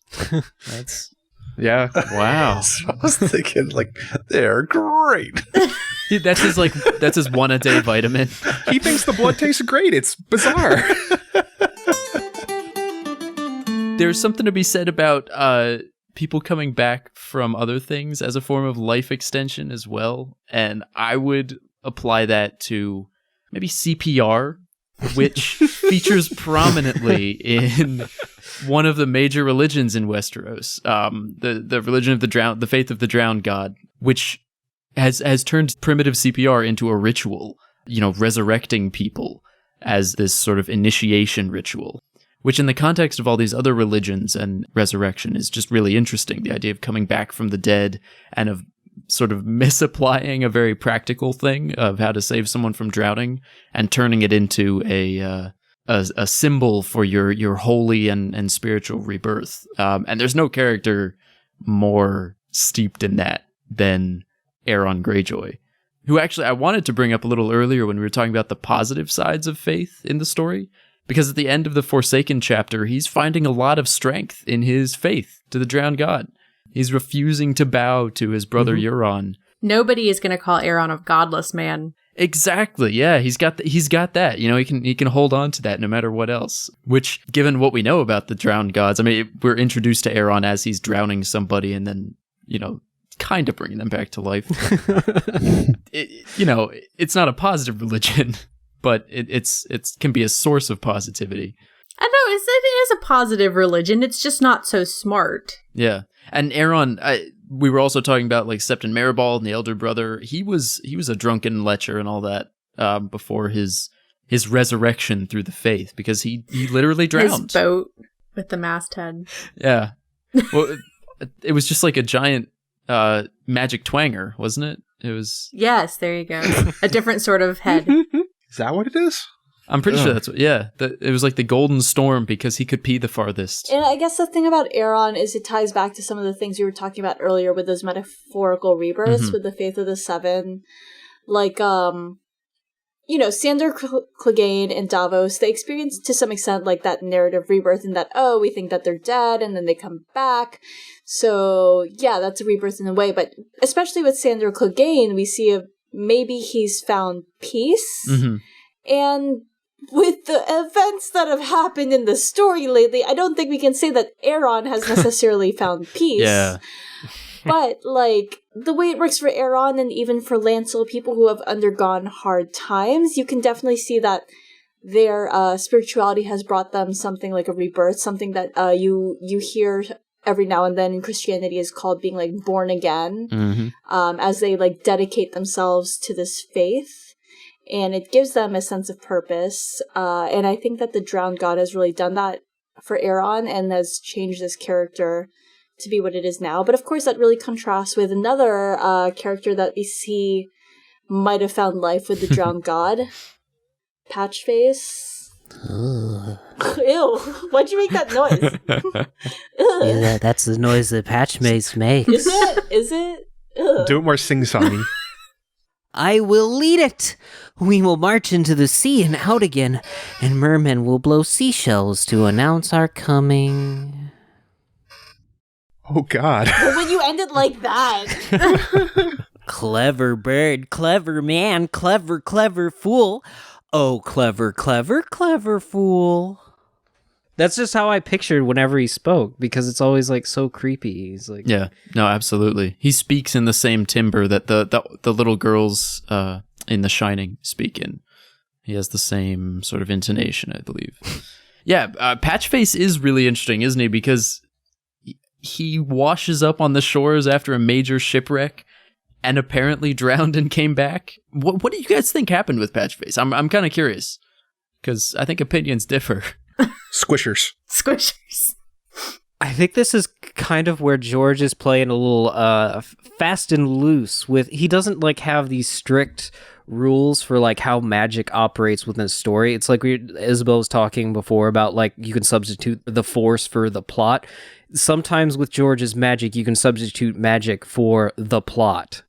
So, Yeah. what exactly has he become? Because you have the like CPR version of Aeron coming back to life and all that, but then you have like this person who is like totally messed up, like brain damage, but he also seems to have prophetic visions of like what is to come and like of the Red Wedding, and it's all very contorted in this weird like creepy way.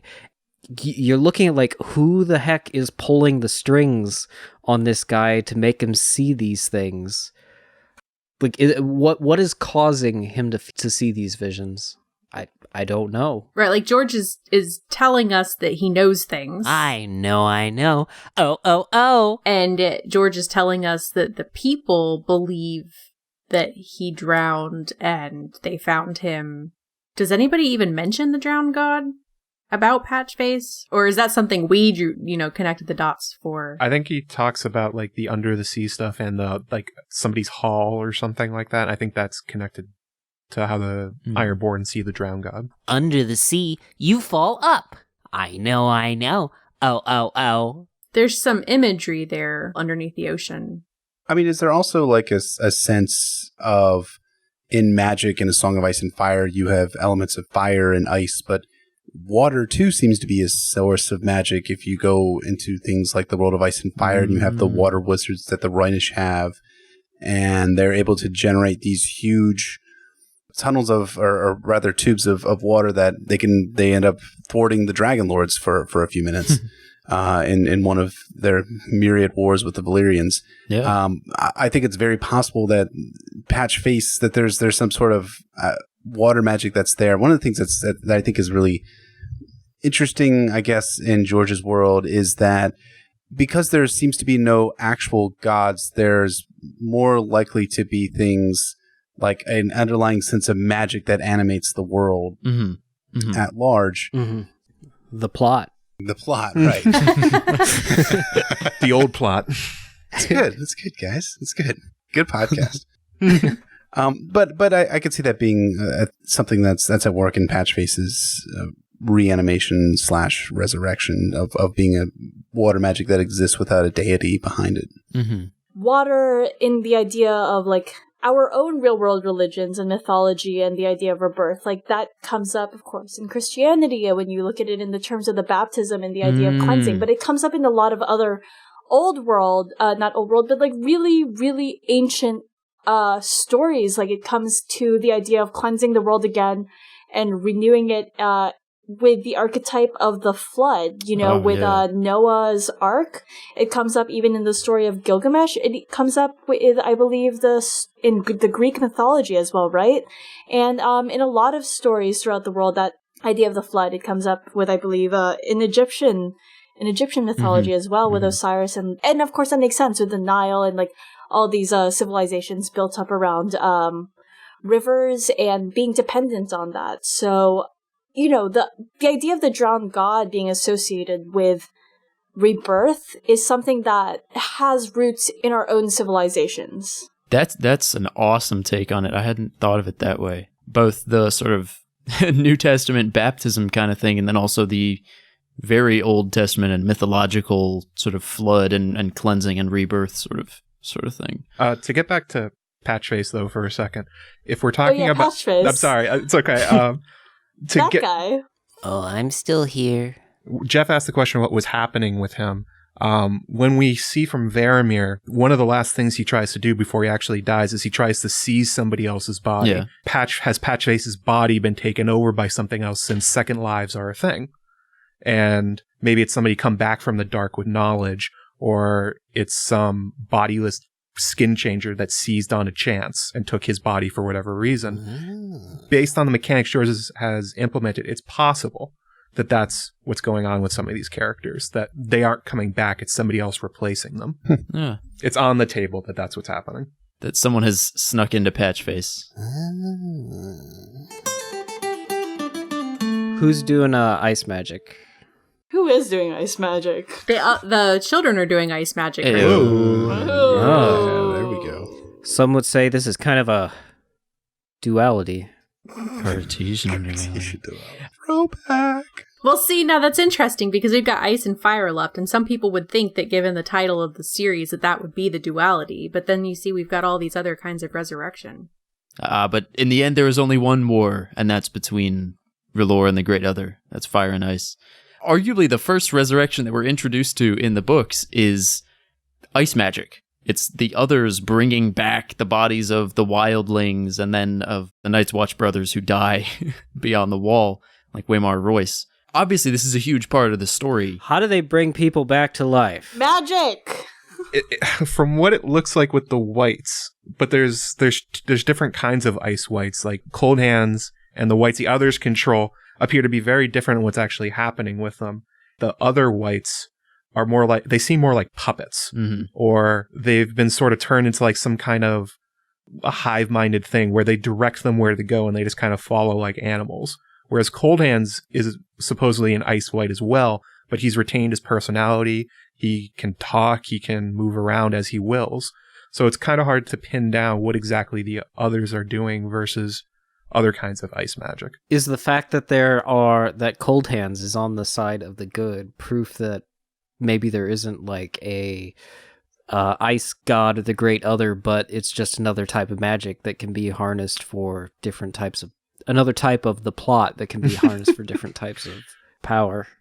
Yeah, that seems right. That seems to be what's going on with all these things. It's that the same thing's happening. People are coming back to life, but sort of what you're thanking for it is kind of what's changing in a way, or what you believe is making it happen.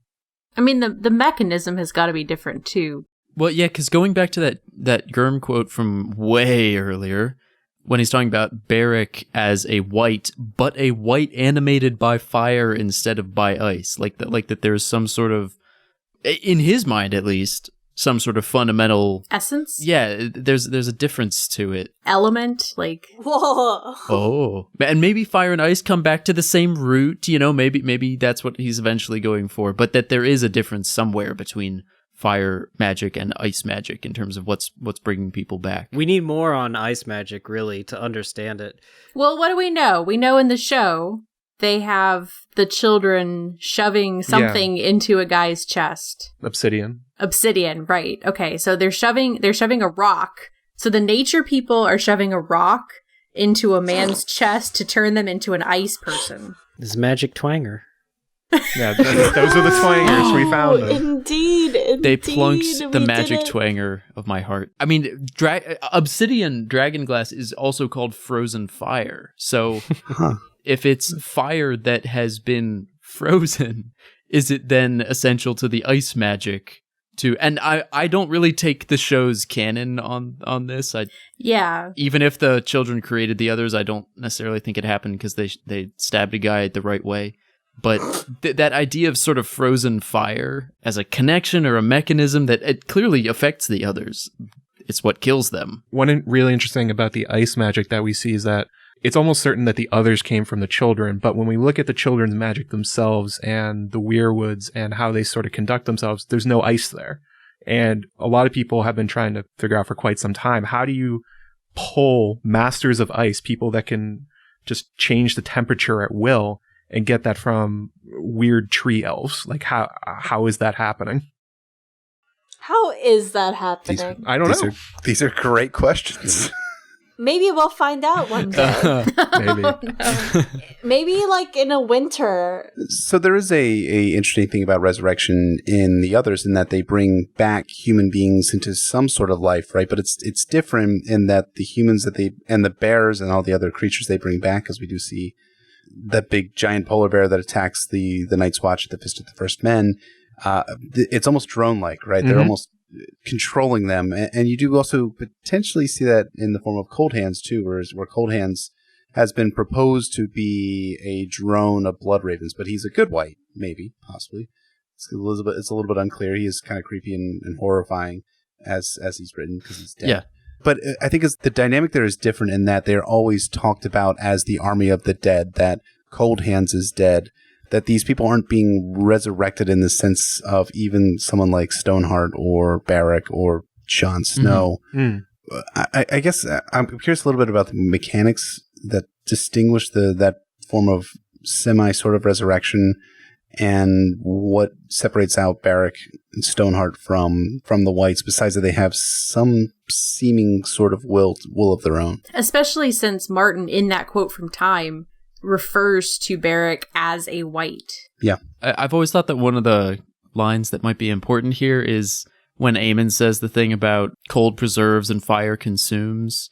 And it almost seems the other way around for the whites, doesn't it? Where the fire whites get to sort of retain some of their memories and their knowledge, and, you know, she don't speak, but she remembers. Yeah. Whereas the whites are, their personality is entirely subsumed. The ice whites, that is, are entirely subsumed by something else, as far as we can tell. I mean, Coldhands kind of retains his personality to a certain extent, but he doesn't come across as a character in the same way Beric Dondarrion might.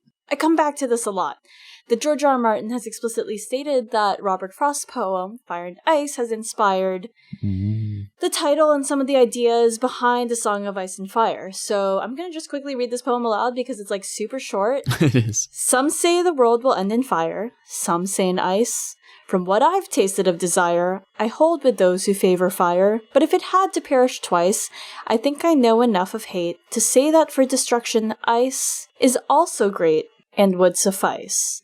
And I think that the distinction for me between the ice and the fire whites is, I think that the ice whites, as we see from the whites that appear at Castle Black early on in the story, they retain their memory. They know where the Lord Commander's chambers are. They have their memory, but they have no autonomy. They don't have who they are. Their passion, they don't have feelings. But I think that's actually different for the fire whites. You say that they retain their memories, but I don't think that's necessarily true, especially as we see when Beric Dondarrion is revived again and again and again. He says that he doesn't remember much. He's like, Thoros, are you my mother? Like, and in a sense to it, maybe Thoros is by giving him life, but like that's a different discussion. But you know, like he doesn't even remember who he is. Like maybe he had a woman he loved once, but what he feels and what drives him is this mission that he was given. And as you can see with Stoneheart, it's that vengeance and that anger that's driving her. We don't know how much she actually remembers of the rest of her life, but we know that she remembers the pain from the Red Wedding. And pain is a different feeling from rote information and memory. Yeah. And I think those are the distinctions between the ice and the fire whites. So that's a good point. Those roots are, of course, in this poem of desire versus cold destruction and hate. That a fire white retains their strong emotional impression of the world, or you know, of whatever their last big emotion was, whereas an ice white is sort of stripped of their emotion, but preserves their data, I guess. I mean, I don't know. Yeah, it preserves their memories, but feelings, passion, desire consumes, and we can see that happen. Yeah, right. A short story of George R. R. Martin's that might provide insight into this is Sand Kings, where there's like a maw, spelled M-A-W, and It's kind of like a mother insect-esque thing. I don't want to spoil the whole thing. You guys should just read it. It's like super fast. Yeah, read Sand Kings. Yeah, it's great. Well, we talked a lot about it already because it's impossible to not talk about this particular form of resurrection when you're talking about resurrection, but fire magic, arguably the most on display form of magic in the books, right up until Dance with Dragons, maybe where other stuff starts to come onto the fore. But there's a lot of examples of resurrection, both metaphorical and literal, through fire magic. I mean, questionable example to throw out there, because I'm curious to see what you guys think about it, is Dany jumping into the funeral pyre. Is that... I've seen some people say that it's a literal resurrection, which I personally don't agree with, because she still eats, she's still hungry, doesn't have any pain to bring a fire white. She poops. She poops a lot. Her hair regrows. The more she ate, the more... Yeah. Exactly. Although maybe that's what happens when you're a white. She lost her hair, which in a lot of fiction, and when I've watched some reality TV shows, indicates a breakup. Yeah. So. She got the new haircut. She got the short haircut. I think that it was a metaphorical rebirth because there's a theory that the reason why Dany was able to survive the funeral pyre is that Maester was trying to say a spell, a fire protection spell, and then it didn't work for her, but that it instead protected Dany. Mm. Oh, she just sort of grabbed it. How's they say it in Game of Thrones? Ululating? Yeah, the ululations. Yeah. I mean, the theory basically goes that she's trying to do the spell against herself, but her singing turns to screaming, and it becomes a reverse spell or something like that. So that Dany. Yeah. So this post that I'm remembering is from July 2014, and it was by Mr. Meeseeks. I'm Mr. Meeseeks. Look at me. Rip. So, Sam, I'm really curious to hear what you think about Dany stepping out of the pyre, because that's one of... I would almost say it's like almost the highest fantasy moment in the series, where it's just this like inexplicably magic thing happens. Well, I certainly don't think it was a resurrection or anything. Mm-hmm. I think a Game of Thrones was strong enough and cohesive enough with what it was doing with fantasy that it kind of earned that moment at the end. But I never really loved it that much. Yeah. Not that I don't love high fantasy, just that I love A Song of Ice and Fire for different reasons. Right. Than that. If you're looking for a way to birth some dragons, that's a good way to birth them. I think George has taken the moment seriously enough and dealt with the consequences in really interesting ways enough in later books that it works. Yeah, that makes sense. Sure. There's a possibility there was a resurrection on the pyre, but it wasn't Dany. We see from Mad King Aerys and Aerion Brightflame that for some reason Valyrians think that dragons are people, or like resurrected people somehow. Like Aerys believes when he burns down King's Landing, he's gonna come back as a dragon. Aerion Brightflame tries drinking wildfire, thinking, I think he too will become a dragon. And it's this sort of weird idea George has implanted that perhaps the dragon eggs, when they hatch, it's because some sort of weird skin changing or like soul absorption thing. Maybe it was like Miri and Drogo and maybe somebody else that went into the eggs, and that's why they actually hatched.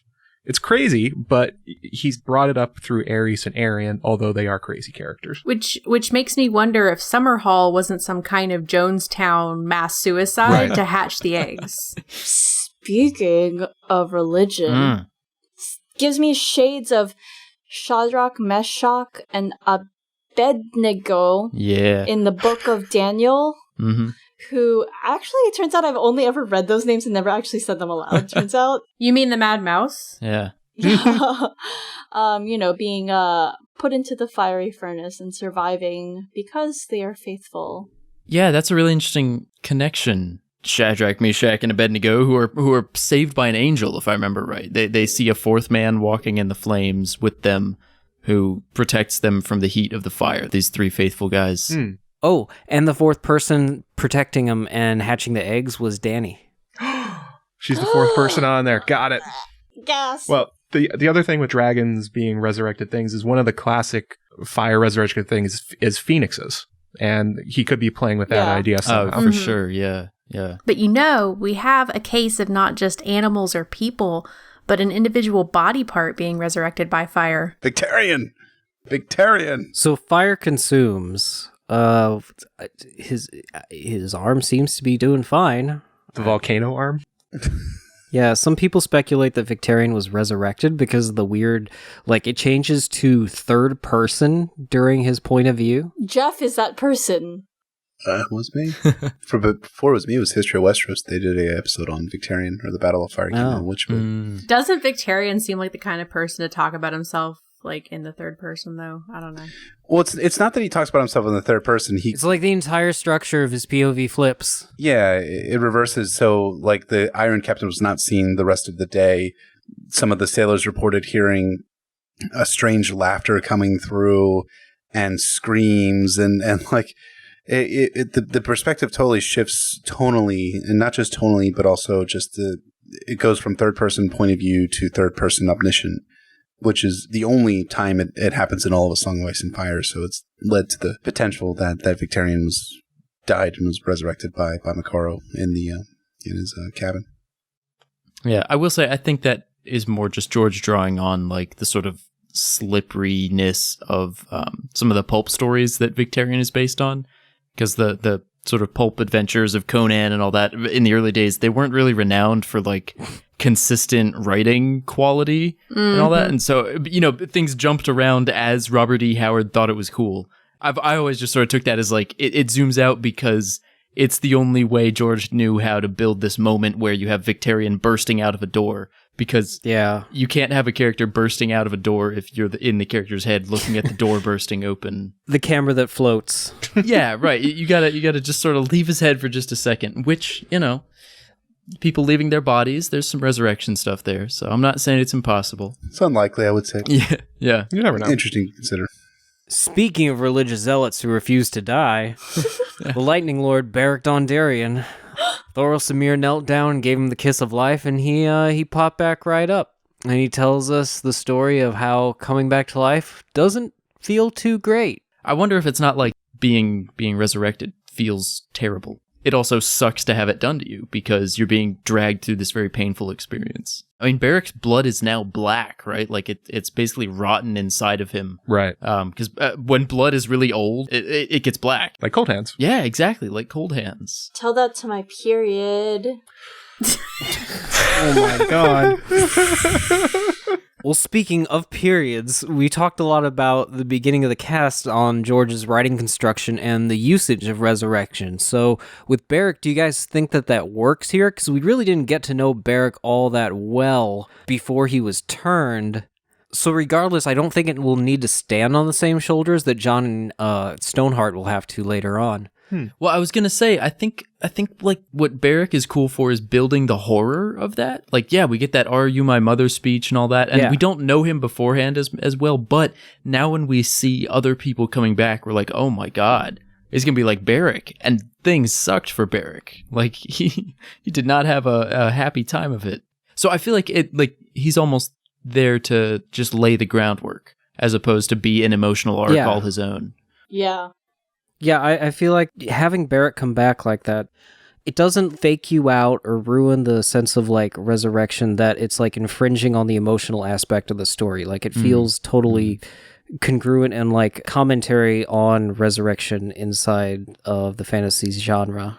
You can almost even say in a story sense, Beric really isn't being resurrected because it's part of his character. When we really get to know him, it's intrinsic to who he is in the story rather than a writer trick to resurrect a character. Yeah, I mean, I remember being really intrigued by Beric because he was so not a main character, but was coming back to life.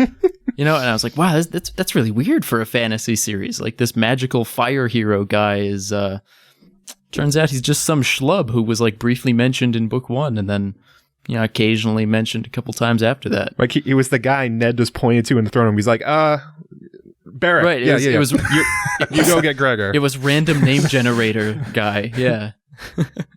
I know his name. Beric, you're on. They build up the legend of Beric, though, throughout A Clash of Kings with Beric is here, Beric is there. Beric is everywhere. I heard he was hanged by the mountain. I heard that the mountain killed him personally, like cut him in half.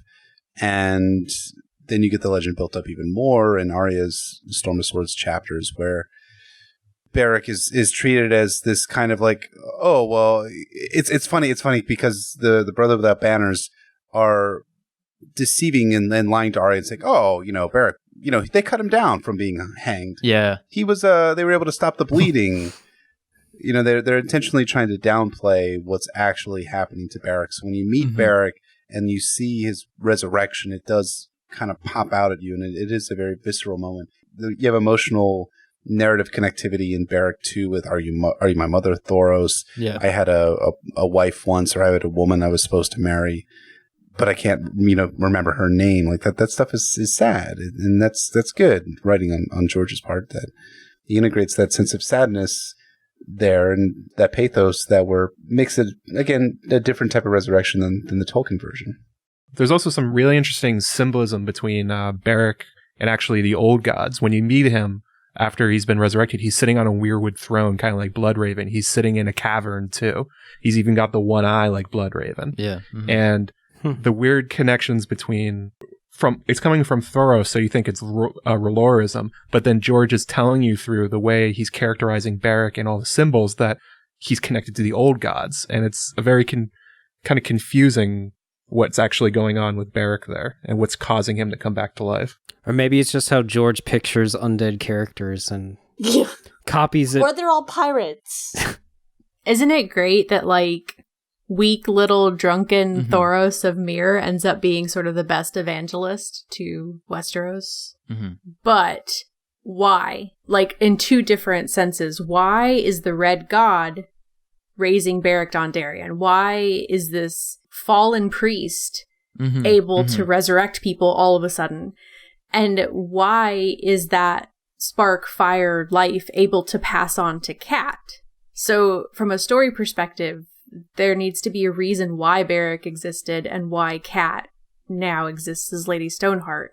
And then you have, George's reason for introducing these different resurrections via fire. Yeah. I mean, I'm not really assuming that there's a fatalist in a way reason that Beric rose and that Cat rose. Like, I always just assumed that it was because magic had re-entered the world more strongly, and that's why Thoros was able to bring back Beric, and Beric was like, yeah, I can just do this thing. Classic Beric quote. Yeah.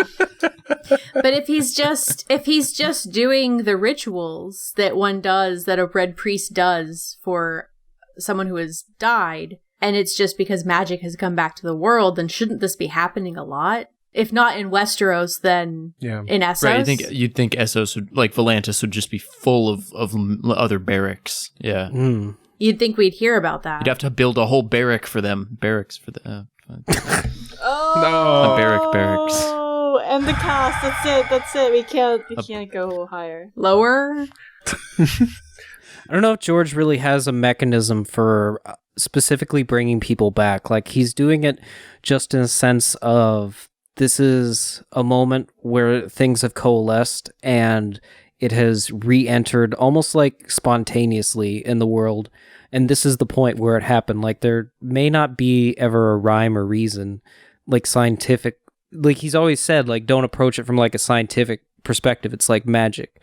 So the way I take it is just like this stuff, it appears, it rears its head with Beric, and that there's maybe no full reason as to why.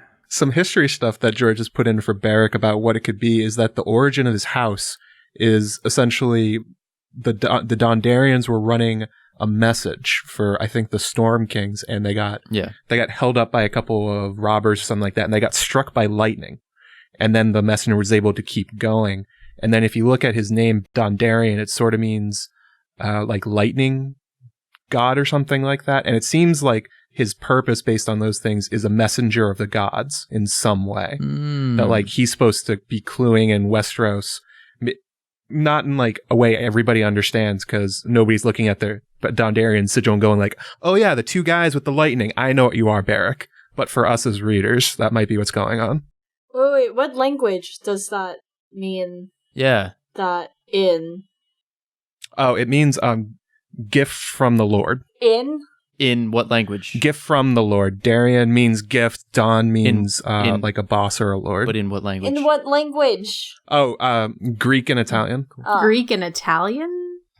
Yeah. Oh, like he's the Don. Yeah. Darien. Don Darien. Yeah, so Make my offer, can't refuse.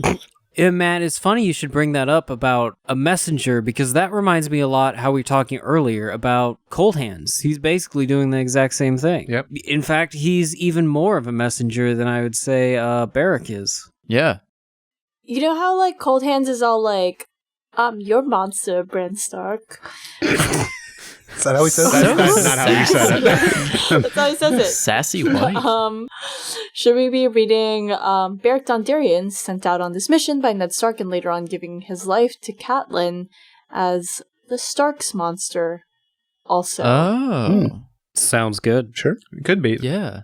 Yeah, so Beric obviously does give his life then up for Cat, quite literally. Unlife. Yeah, his I don't know, Phoenix down. It give them his life fire. I think that's what they call it. He transfers the Phoenix down over to Cat somehow. Yeah. Just throws it at her. Yeah. And brings her back. So we have talked about Cat and Lady Stoneheart a little bit. It's hard to say like what she's going to do next, I think. I mean, there's sort of the Red Wedding 2.0 theory and all that, but it seems like a really major thing to bring back arguably one of the main characters of the first act of the book in this way. And to have that just sort of peter out in the next book, I don't know. I'm curious about where you guys think she's going now that she's got this arc continuing. I think maybe George has struggled a little bit with how exactly to do that, even though he hasn't gotten to that part in the book yet, because you would have expected her to appear a bit more, maybe in Feast, than she actually did. Mm-hmm. And to fully do that idea that George has of like not wanting to have resurrection in his stories, I think he has to make the reader feel somewhat the same way that he did with Stoneheart, that he felt when he first read Gandalf in The Lord of the Rings. This is so. Are you phrasing it as like my reaction is what George intentionally wanted? He wanted me to be annoyed by it. No, I don't mean it like that. I mean, like, I think, Sam, you are kind of like more like George R. R. Martin in that you get that sense of, I don't like resurrection ruining the emotional stakes in my book sort of thing. But if you look at most readers when they see Cat, they think like, oh, I'm so excited that she's come back because she's going to be getting her revenge in Red Wedding 2.0 and it's going to make the story satisfying. Yeah.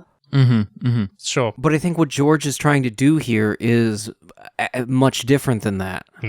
Cat's entire plot is going to be about seeking revenge, but this is a anti-revenge story. So the two ideas that she's going to have like this satisfying revenge and that she's come back to life are like completely incongruent with the overall message of the story. I think it's more than just George has made a character who's changed when she comes back, but it's that the reader is going to eventually want her to never have appeared. Yeah, I agree with Aeron that it's like George is playing with that idea of like, oh, this is what you wanted, but is this really what you wanted? Yeah. It's like a monkey's paw kind of thing, isn't it? It's you know, like they want their son back, and then like his you know drowned body comes to the door or whatever that monkey's paw story is. Like, I think you can also see an example of this all the way back in A Game of Thrones with Dany and Drogo and Mirri Maz-Dur. Right. And I think that Mirri Maz-Dur is kind of George R. R. Martin in this situation, and Dany is the reader. Like, Dany is asking, like, hey, I want you to bring Drogo back. And Mirri Maz-Dur is like, you don't want this. I can, but some would say that death is much cleaner. And Dany is like, fine, just do whatever. Just bring Drogo back. And Mirri Maz-Dur does, but he's like a complete shell of his former self, and he only causes Dany more pain, and eventually she has to decide to euthanize him. I don't really even know if we should consider Stoneheart to really be a resurrected form of Cat, because she's like, I don't think she's anything really like Cat at all. I think my issue might be structural more than anything else, because it just bothers me that it's in the same book. You know, it's only 200 pages later, and then, oh, Cat's back. Like, I think the show could have improved on it if they'd done it in season 6 or something, because then the Red Wedding's had enough time to settle and be a cultural event.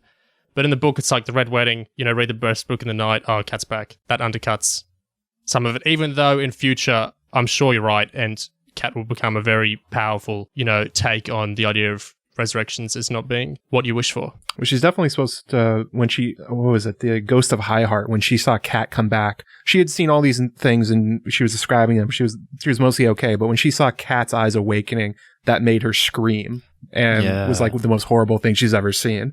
So that's clearly what his intention is, at least in the book. But like you're saying, Aeron, how do you pull that off? How do you make her really terrible?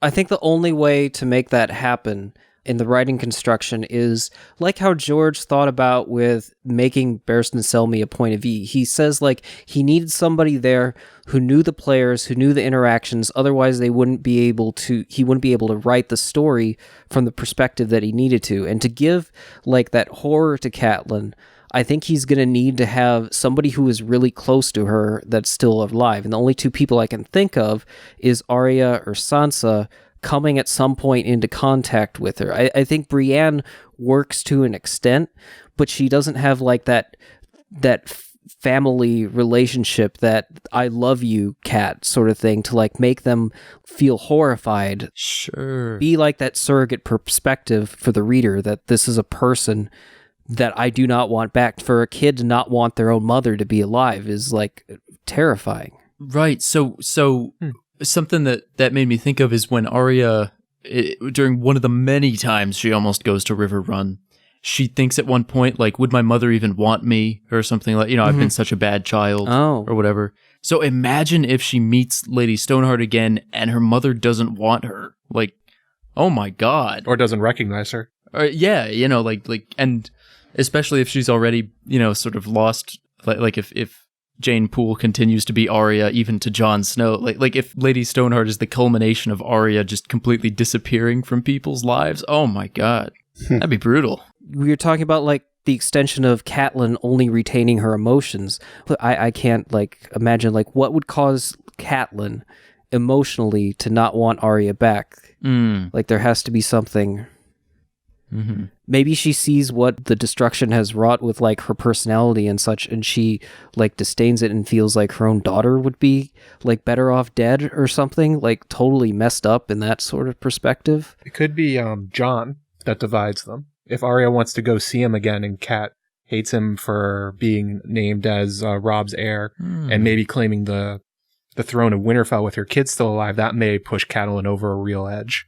Now, of course, we're talking about Jon a little bit there, but that's all predicated.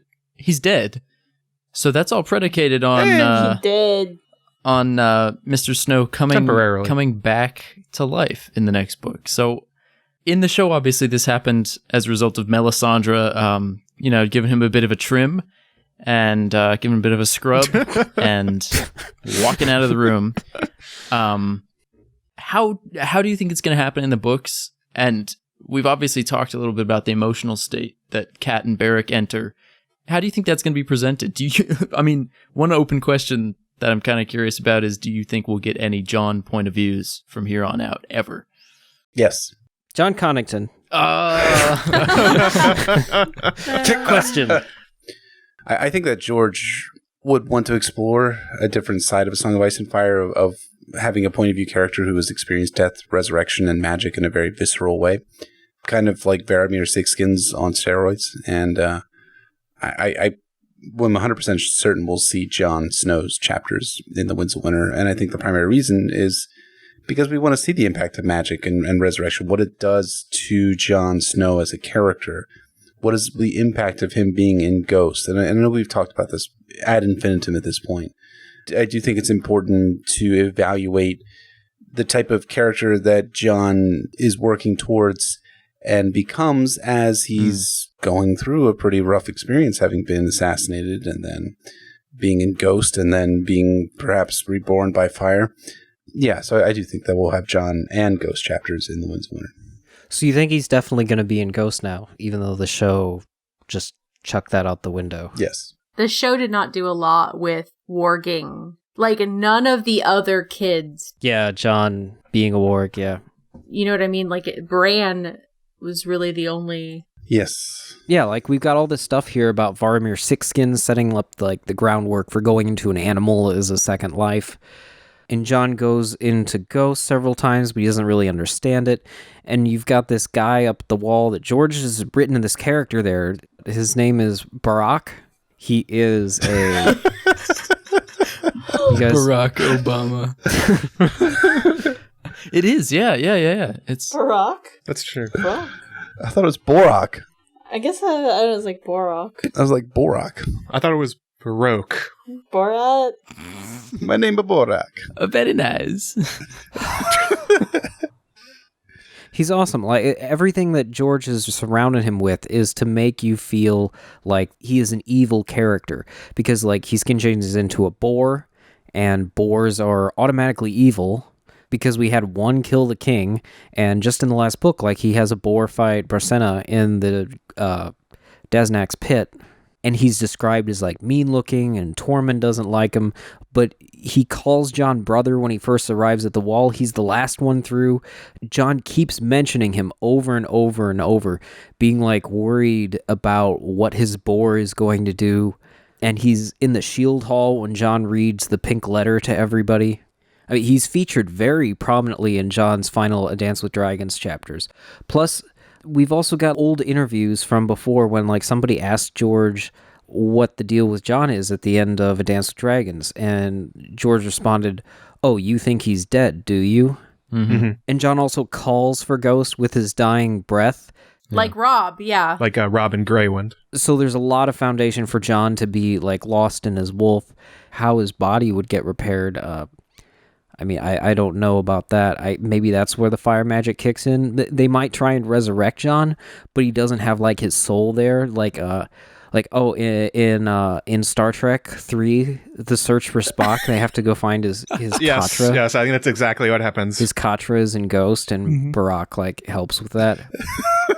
Borak helps with that. Yeah, absolutely. I mean, I think for sure Jon hopped into Ghost, and yeah, I agree. We'll probably get a chapter from Ghost's perspective, which would be really cool if it ties into Bran's visions or something. One thing I find really cool about Jon's resurrection is that when we've gone through this step by step, he has basically all the elements that we've seen from other characters who've been resurrected so far. Yeah. Varamir, the second life is probably going to happen. Catelyn, he's probably going to be dead for a while. With Beric, he's going to be brought back probably against his will. If you combine them, what we're seeing from Jon, from what have happened to those people afterwards, it's really, really awful what he might experience. Like Jeff was saying, the true horror of going through all this at the same time. If it's Jon, it's really not going to be him anymore. I actually have a quote from when I talked to C. Forrester Thorne back a long time ago, who at one point had the highest upvoted post on our sub until like a couple years ago when show stuff started to rise above that. But this is in the context of thinking about Jon coming back after being in his wolf. He says, Jon has a dark side. He feels a lot of genuine resentment about his role as Ned Stark's bastard and the arbitrary way he was denied what was handed to Robb on a platter. Everybody likes to argue that Jon wouldn't exploit some legalistic "I died so my watch has ended" loophole to get out of the Night's Watch, but it feels to me like he's been chafing at this role all his life and throughout the books.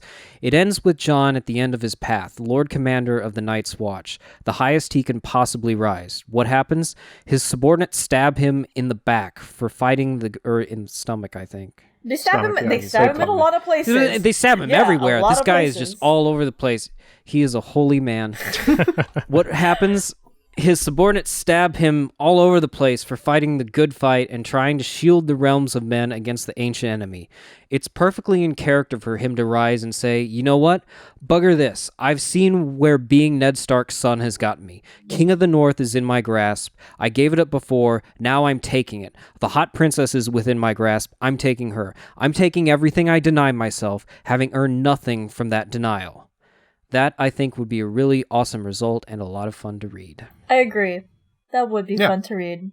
I like it. It's very keen observations on Jon's character. I love that quote. That's a great quote. I second that. And Jon was so close to leaving the Night's Watch before he was elected. Like, he was ready to walk out the door. And they're like, hey, guess what? You're Lord Commander. And he's like, oh, okay, well, I guess I'll be Lord Commander. So it's not like he wasn't already thinking about leaving and breaking his oaths to begin with 1,000,000 times.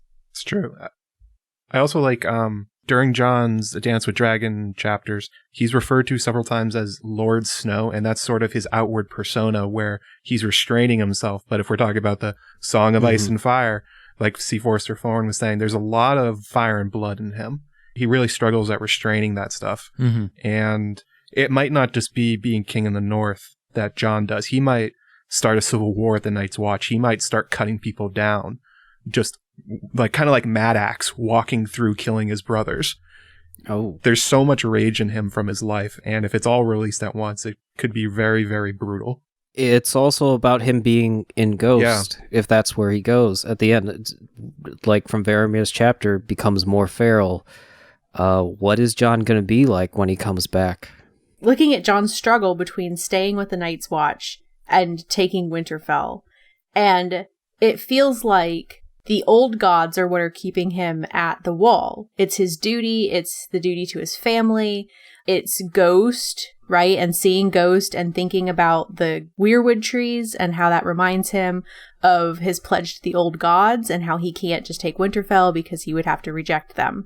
And I feel like Bloodraven and the old gods are trying to keep him there. And maybe while he's in Ghost, he is able to sort of have more of a communication with Bran about all of that. But now he's resurrected by fire, and fire is what is trying to offer him Winterfell, right? Fire is Stannis and Melisandre saying, screw all this, you should come and take over what's rightfully yours down here. All you have to do is accept the Lord of Light as your savior. I think that would make a lot of sense if he's in Ghost and he has the old gods offering him this, but then he is resurrected by fire, and now he has the Lord of Light offering him this, that he says, you know, fine, I'm leaving the Night's Watch. You guys killed me anyway, and I'm going to go take what I want. And when he comes back and he's not Jon, are we all thinking that he's going to be Aegon? Yes, he will be Aegon. Yeah, absolutely. I imagine George would never go like super long-term, totally dark with Jon, but that he'd sort of rediscover himself over a period of time, even if he did turn dark. Like, but then you've also got the way the show did it, where Jon is basically Jon?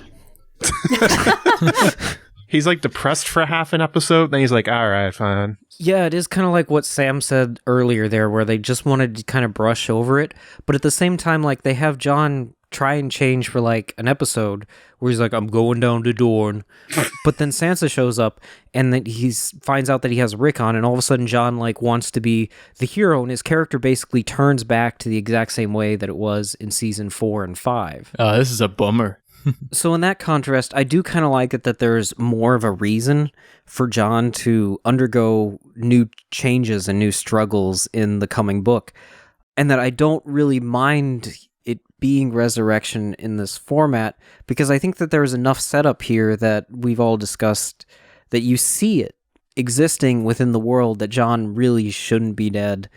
Even on my first read, like, I didn't really see him as dead, but that was because the author was intending you to get that feeling. It wasn't that he was intending you to like fake you out or anything. Right. But it does kind of muddle the waters when George wants a really grounded death, like Quentyn's. Yeah. Because Quentyn's doesn't have any setup at all to that, but to your subconscious, because you're reading these chapters like one after the other, you don't necessarily parse them in your brain as to the finality of death. But I do think that it's all right within the story. It's an interesting take on fantasy resurrection, and I'm still really excited to read Jon's chapters in The Winds of Winter. I totally agree. And for more on that topic, you can read my award-winning essay, Return of the White Wolf, why Jon is coming back. It didn't win any awards. It just... I was going to say, what awards did you win? It just occasionally gets my, your stats are booming notification on WordPress whenever Jeff links to it on something.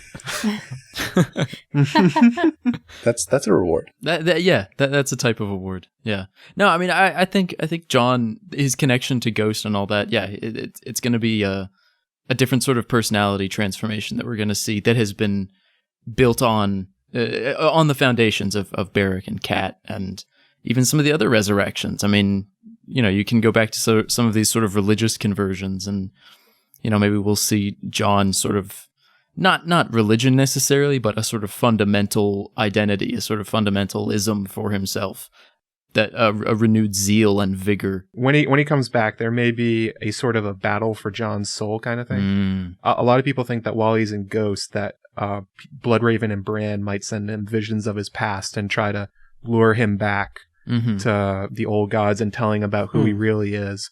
And that going versus Melisandre and what Stannis are offering him.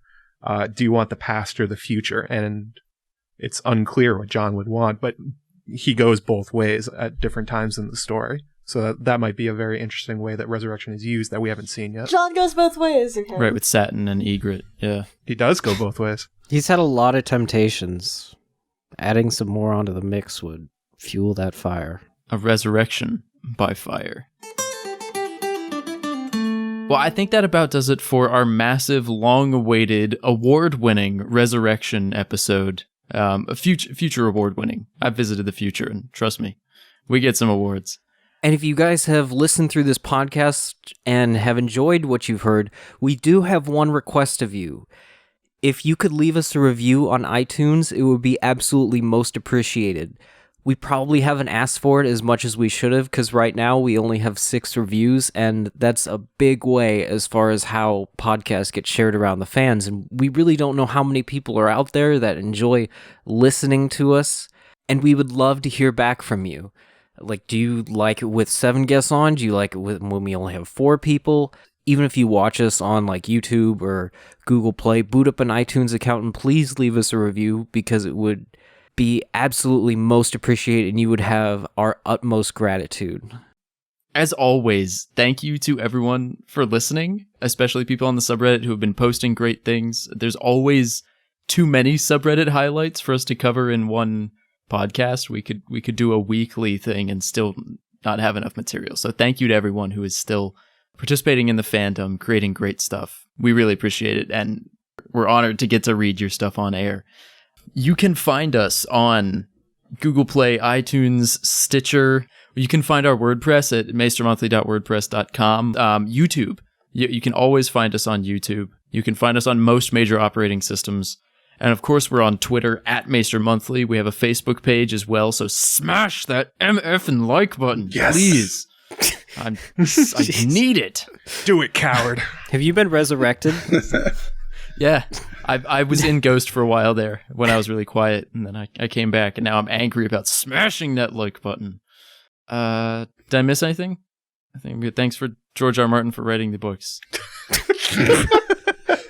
And of course, thank you to our guests for coming on. Jeff, Fatwalda, Sam, it was great to have you guys, as always. I have been Michael, also known as Bookshelfstud. And I have been Eliana, also known as Glass Table Girl. And I have been Matt, also known as joemagician. Ben Aeron, also known as AdmiralKird. And I've been Fatwalda. Happy belated Easter, y'all. This has been Sam, aka Sam-R-. Thank you very much. I've been Jeff, better known as BryndenBFish. Thank you guys for listening, and you can catch us next time.